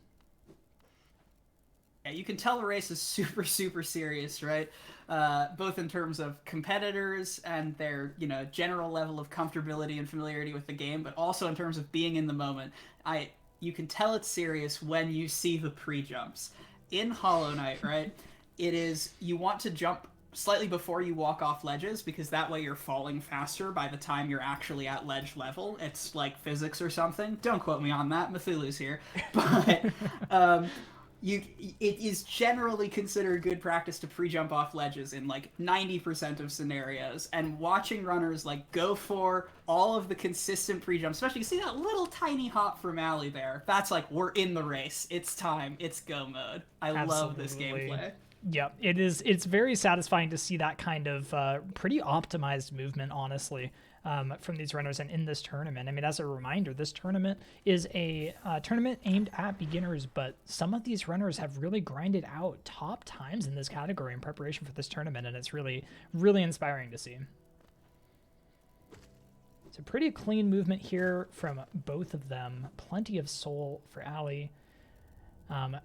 So one thing that you mentioned last match was the damage tank strats for Grezmother. We see Derpy actually just kind of leaning into a tank there. I know that Alli intentionally tanks twice on Grezmom if she can, and she does get the 2 tanks there, so that is kind of nice. I like the pogos there. And Alli, I don't know if this was intentional or not, but it is helpful that Gruzmother hit the ceiling and continued going down. Because if Gruzmother is at the top of the arena when she dies, it is possible, if unlikely, for some of the Geo to get stuck in the ceiling.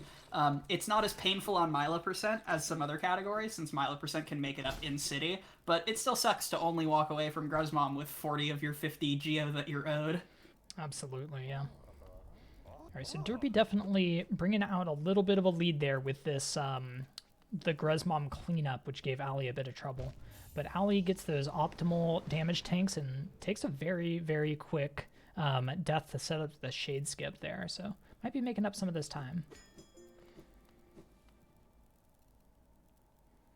So yeah, we'll see Derpy getting some soul on the way into city. I'm not sure if that's muscle memory from being on the way to Gruzmom, or if Derpy's going to have a use for that soul in city. That's interesting.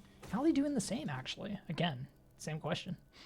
Could just be race safeties. Could just be looking to, if you got to heal up in city. As is now a constant refrain in the sum total of the Myla % tourney, deaths in city are the absolute worst, because your bench is in crossroads, and if you shade skip again, you lose all your Geo. So the last thing you want is to have to double die. Alli in particular, I know during practice for this tournament, did a practice no reset with a death in city, and she went and got tram pass and went the long way around to city after at the cost of like 6 or 7 minutes. Yeah, so, I think that's, quite possibly not exactly optimal. Maybe you want to go pick up the well relic or something like that, but it's definitely an option, which is pretty amusing. And in comparison, getting a couple extra hits of soul on the way into city seems lovely. Yeah, that's better than a tram pass for sure. Yeah, Derpy sitting on a very comfy tram pass in no, we do races.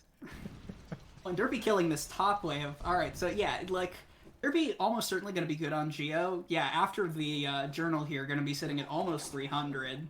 So should be fine, but again, safeties for Marathon. I really appreciate the eye for consistent play here. Yeah, 293 means Derpy doesn't need any Geo from basically anything that isn't literally standing directly in their path. They will actually, kill these enemies, which I suppose are literally standing directly in their path, but maybe not quite as fast as the lever enemies later or something like that. Alright, the other thing is Derpy sitting above 300 Geo there. Another good way to break a Myla run. That doesn't happen often, but if you're over 300 Geo there and you accidentally interact with King's Station Stag as you're trying to get that relic, you have to suddenly shift to some backups real quick. Yeah, that one at least isn't atrocious, because you can go pick up the well relic in like 20 seconds or something, and then it's kind of okay because you've got King's Station Stag, but like, it's pretty bad. That's a lot of time lost for sure. Alright, and into Gorgeous Husk. Gorgeous Husk, the de facto boss fight of the Myla % run. Looks like Derpy and Alli both going for the strats of bullying Gorgeous Husk in the corner. This was recently discussed, thanks to some timings by, I believe, Constructive Cynicism. Without Shaman Stone, it is actually slightly faster to just trap Gorgeous Husk in the corner and bully her, even if you get double hits with the typical Shaman Stone strat. Given that you don't have Shaman in Myla, it is still slightly slower. So both runners at the bleeding edge of the Myla % discussion and discovery. Absolutely, yeah. It is very encouraging to see that kind of thing. I guess, so I heard from Picardy earlier that was actually timed for low %, which makes sense to me. Yeah, it's actually a bit faster, which honestly is a relief. If you're running this category, it's way easier to do that than hope for the doubles. So it's kind of nice that you get to just bully Gorgeous Husk in a corner like that. Alright, and now coming up to Rafters Skip. This is the last major bully point in City, obviously. Both runners sitting on 4 health. I'm not going to say anything definitive as a commentator, but it's a pretty comfy health for them to be sitting at. Although Derpy having some trouble. Alright, looks like going for the backup. This will be interesting. I think Alli... Okay, she's going for it here. Yeah, does this dash into it, which she finds very consistent, I think. I think she does the same for TE Shade Skip, actually. That is a pretty nice Rafters Pogo. So let's see, this could actually make up the difference between the runners, or close to it, especially with Derpy having some trouble getting up here. No, okay, if that Rava had hit Derpy off of rafters, that man. would have been devastating. As it is, it looks like this is going to be going to what Crystal Peaks has to say about this race. Yeah, this run is going to be very close coming to Crystal Peak. So we see Alli, similar time on the timer, about a room ahead here. Alli was about 15:39 Lem. I'm sure we've got Rick's in the chat timing, Yeah, and that looks Derpy about at 10 15:44. But yeah, so this is easily within one dunk in Crystal Peaks. Not even absolutely. close. Absolutely. Let alone a Crystal Peak death, which, as we have seen, is very possible in this race. But this has been a great run from both runners, honestly. This is exciting.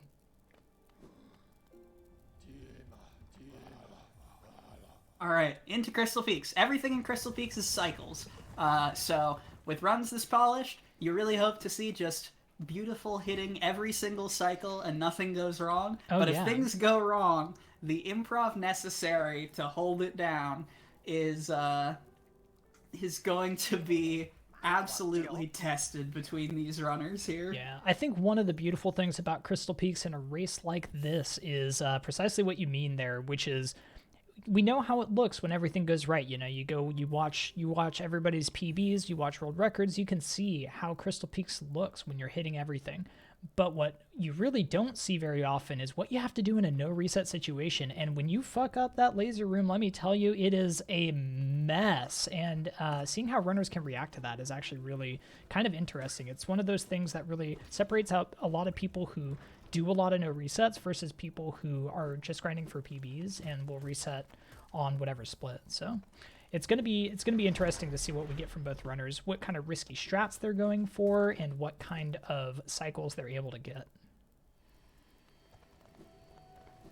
Derpy definitely had some trouble entering C Peaks, it looked like, because Alli now has opened up a little bit of a lead, I believe. Yeah, I'm not sure exactly what happened there. I missed it for TO announcements, I fear, but looks like we're back to basically even. We've gotten back and forth several times across this run. Alli also opting to kill this Glimback here instead of just doing the damage tank, which, again, I respect for consistency's sake. Yeah, I respect that in this no reset kind of setting. We'll see if Derpy goes for that damage tank on... No, Derpy will also kill, but actually use all... Oh, no! No! Oh, that's... Derpy. Oh, that's rough. Oh, that man. Is some pure nerves right there. Yep, that is like... You jump over the gap. It reminds me of in some of the rando tournaments, checking the lore tablet in Howling Cliffs. It's just like one gap, and if you fall, oops. Exactly. So that, unless Alli takes a dunk in the final laser cycle room. And that was a clean section of rooms from Alli here, honestly. Didn't take damage in the God Cycle room, and then did the intentional damage tank on the lamp pogo. In the final room. So 4 HP going into the final room here. I believe in Alli's ability to finish this one out.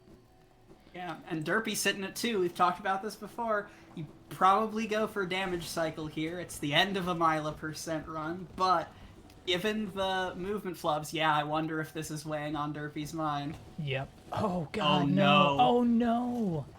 And doesn't have the soul. Alright, Alli with the underflat. Yep. Unless Myla decides to really level up her defense, it's looking good for Alli here. Absolutely, yeah. Alright, let's see what Derpy does here. Does Derpy go for the damage-less cycle? No, Derpy doesn't seem to know that cycle, but does show off these fun little hitboxes here. That was a bit pointed out by Insomnia a few days ago. Those crystals actually don't have a hitbox, and you can just go and dash like that, like Derpy did. So Derpy showing off. Laser hitbox. Oh no! No! Oh, Derpy, no. That was the race rough. Pressure. The race pressure got to him. Oh man, that was an absolutely fantastic run from Derpy going into that section, and that is really rough to see. That is, just to reiterate, we are in top 8 of the Myla % Arcadian here. We have already these runners have already played through 2 commanding Myla % games, putting a 3rd on the board here as Alli with the race PB. Yeah, 1854. That's the first 18XX from Alli. 19 flat was her previous PB, so big GG's to Alli on that one. God, and Derpy was just absolutely right there, right up until the end. What a race. Yeah, absolute insanity. It's the consistency thing, especially across a full day of these races where you have to put up so many Myla times back to back to back. Holding the mentality down is as much a part of the gameplay as any skip or trick or minor time save, but it's yeah, this race has been a good showcase of that. I mean, both runners with very solid runs up until Crystal Peak, and then things just started to fall apart for Derpy there in Crystal Peak. I think, you know, the race nerves, the fact that, you know, these runners have been running for hours at this point. I mean, this started 3.5 hours ago is when this tourney started. So, you know, they've been up all day doing nothing but running Myla, and I am sure that begins to weigh on you. Man, my god, and the confirmation from chat that all of the winners of the quarterfinals match had sub 19 times. Incredible. Semis is going to be a bloodbath. Incredible. So wait, what were all the times then? 1840, 1852, and 1854. Insane. Semis are all sub 19. Oh, Derpy. Oh no, Derpy. Oh god. Oh god, no. No. No, Derpy. Oh, that's rough. That's rough.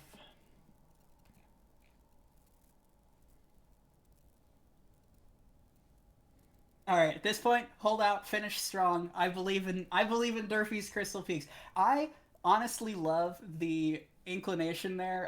So what Derpy went for the first time on that first Sea Peaks Gauntlet entrance was a strat colloquially, sometimes sketchily referred to as Homo No Ball, where you just dash twice into that like inverting platform. It is a tiny time save over using a fireball to stall there. It looks incredibly cool if you get it, and if you dunk there, it often leads to a death.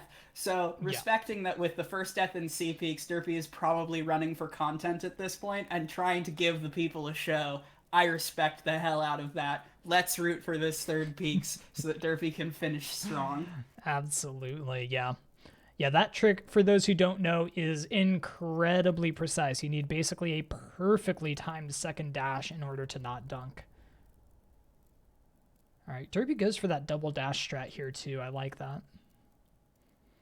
Yeah, honestly, outside of like what appears to be things very explainable by nerves, Derpy has an incredibly clean Crystal Peaks. It really did just come down to that race sensitivity right there. Absolutely. Like micro adjustments to keep yourself from going on tilt. Yeah. I think it really came down. I mean, Derpy probably knew that it was a close race going into Crystal Peak, and then falling in the Pogax room down that one little gap. That gets to you. That's the kind of thing that, you know, it's not a mistake you make often. It's something that feels just terrible when it happens to you, so it's hard to recover from. So I absolutely empathize with Derpy here. All right, Derpy deciding to go just over here. We'll see what kind of cycle we get. Going for the damage cycle, it seems. Not quite. Okay. Oh, the shade. Sometimes when you reclaim your shade, looks like you can get a little bit off cycle because it's not typical, not optimal Crystal Peaks behavior, but still giving the people an underplat on Derpy's way to go kill Myla. All right, so Derpy definitely not going to be a fan of Crystal Peak after this one, but going to finish this out. So big GG's to Derpy for this one. Let's go see one more Myla death.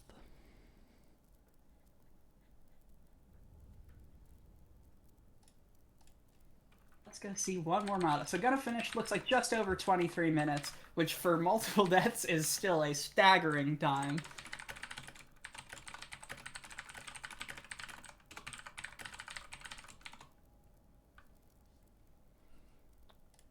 Yeah, absolutely. I want to emphasize just how good this run was. This race, all the way up through Crystal Peak. I mean, Alli on PB pace absolutely crushed it in Crystal Peak to finish out that PB, and Derpy was actually ahead for a lot of that, and then right there with her at the very end. And that is game for Derpy. So let's see if they want to join us for a post-match interview here. That was a big one. Looks like Derpy is willing, and Alli as well. So let me move them in here. Hello, Derpy. Hello. And hello, Alli. All right. So initial impressions. How are you feeling? I kind of threw in C-Peaks like a lot. Yeah, that C-Peaks was definitely rude to you, Derpy. Let me tell you, I don't know if you guys had the race up or the race chat, but that was one of the closest races we've seen heading into C-Peaks all the way through Lemcel. It was just neck and neck. It was a good one. And then Alli, big congrats on the PB in this run, 18. Oh, congrats! Nice. Definitely rude to you, Derpy. Let me tell you, I don't know if you guys had the race up or the race chat, but that was like 4th try. Yeah, that E-Pogo took a few tries. Getting that extra soul definitely helped you out because you were able to recover and give it another go. And then you got it on the final attempt, so big GG's on that as well. But yeah, recovering from that and then clutching out the PB. I mean, okay, both of your green paths were almost pristine. I mean, they looked real good. Both fireball skips, clean VK, quick kills. I mean, those were very nice. So you both had an absolutely excellent early game, and I think you were within a second of each other going into fungal. Yeah, we had a crazy sync, and then in the fungal through like city splits, the lead was just absolutely like oscillating back and forth. There would be like 1 4-second lead, and then it would swap to a 4-second lead in the other direction. It was madness. Yeah, absolutely insane. That was very, very good. I know, Derpy, that first room, the Pogax room in C-Peaks, must have been... It must have been tough. Yeah, I mean, I've been there. I have done that dash. So, Alli, I assume you didn't see what happened is the dash over the gap where you do the Pogax. Derpy ended up falling into that gap, and it just... Oh, man. I understand. Yeah. I've been there. That in Crystal Peak... It puts you on tilt, and when you're on tilt in Crystal Peak, bad things tend to happen. Yeah, I've had that happen a lot, 90%. Yep. Yeah, and then I kind of got screwed with the room before the Sea Heart room. The big guy was so far away. No, usually it spawns like a lot closer, but I had to go all the way back towards it. Oh yeah. Which is... Yep, that's just pretty rough. Yeah. Yeah. Was kind of cracked. Yeah, your C-Peaks, Alli, was just absolutely smooth. I mean, I think you were literally hitless going into the last Glimback / laser room before or where there's the intentional pogo into the damage tank. So the only hit you took was that intentional damage tank, which is crazy. Yeah, I was just like, after that split, I'm just like, I saved 10 seconds on that split. Oh wow! So you were behind PB going from Lem then, is that right? Yeah, I was plus 4.1 at Lem, which was a gold as well, and then Crystal Heart I was at minus 5.9 at the end of it. Oh wow! Wow, big GG's, Alli. Yeah, that is an excellent time. Yeah, super exciting. We actually had all 4 semi or quarterfinal races ended with sub 19 times for the winners. So crazy times from this tournament. Derpy, you had an 1853, I believe, just before this. Yeah, it's 2.5 seconds behind my PB, which was crazy. Yeah, wow. And then I threw it all the way. Yeah, I mean, it happens with this kind of run. It's so short. You run in no reset environment. Anything can happen. Everything can fall apart. That's what makes this unpredictable. That's what makes this fun. And, you put a great showing up in the first couple of rounds here, Derpy. That 1853, just a couple of seconds behind PB in round 2. Absolutely wild. Thank you. All right. Anything else from runners before we start setting up for semis across the universe here? Good luck to everyone else. Good luck to Ali. I'm gonna be rooting for you. And yeah, just I hope that everything goes well and you won't fail like me with TPX. Well, if this last run is any indication, I think I'm fairly confident. Yeah, and congrats on PB as well. Thank you. GG and the raid. GG's. Yeah, GG's to both of you. I hope, well, so first of all, good luck, Alli, in the remaining rounds.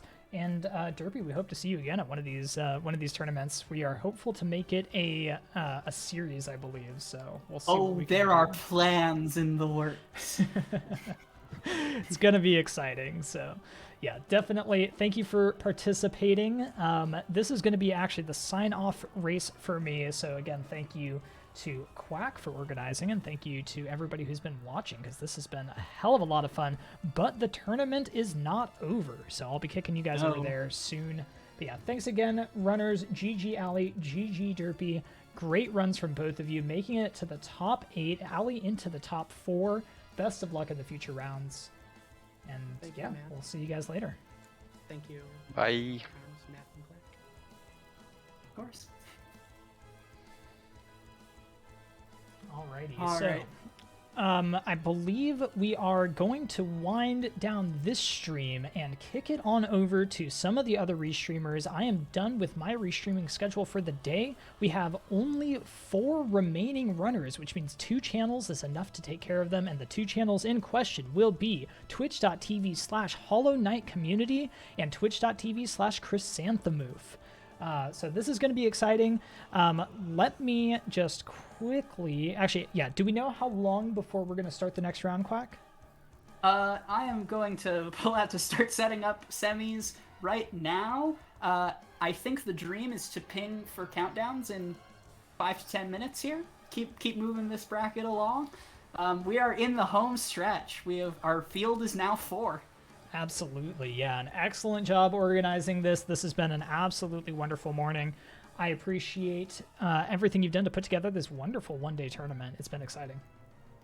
I am so grateful at the community response, and shout outs to everyone in Twitch chat right now, whether that is here on any of the restreams. From the bottom of my heart, thank you for supporting this. It makes me want to keep hosting more of these, so stay tuned.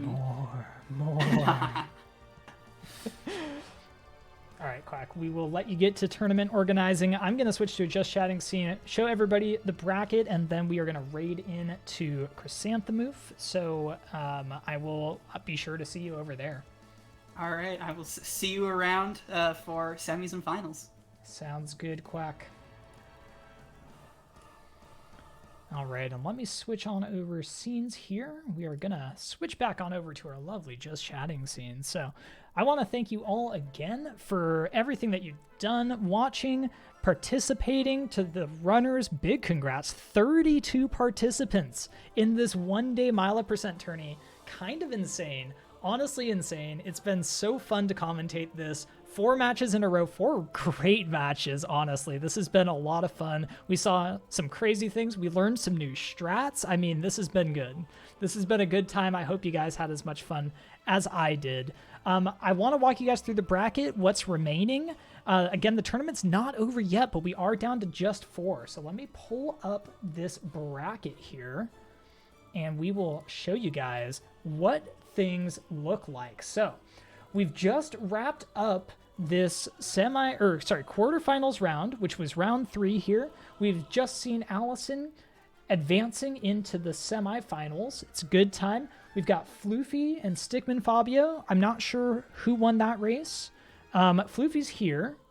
Not sure if that means that she lost. Okay, Fabio won that race. Okay, cool. Good to know. So Fabio and Alli are going to be playing each other coming up next. And then down here, it looks like Sneaky won the race against Cerpin. And we have Stratus and WebCrater. I'm not sure who won that one. Those were some of the top runners in this tournament as well again. So if anybody knows, Web won that one. Okay, good. So we've got WebCrater versus Sneaky XD and Allison 8-Bit versus Stickman Fabio. Let me see if I can see who's on which channel. It looks like... No, that's round 3.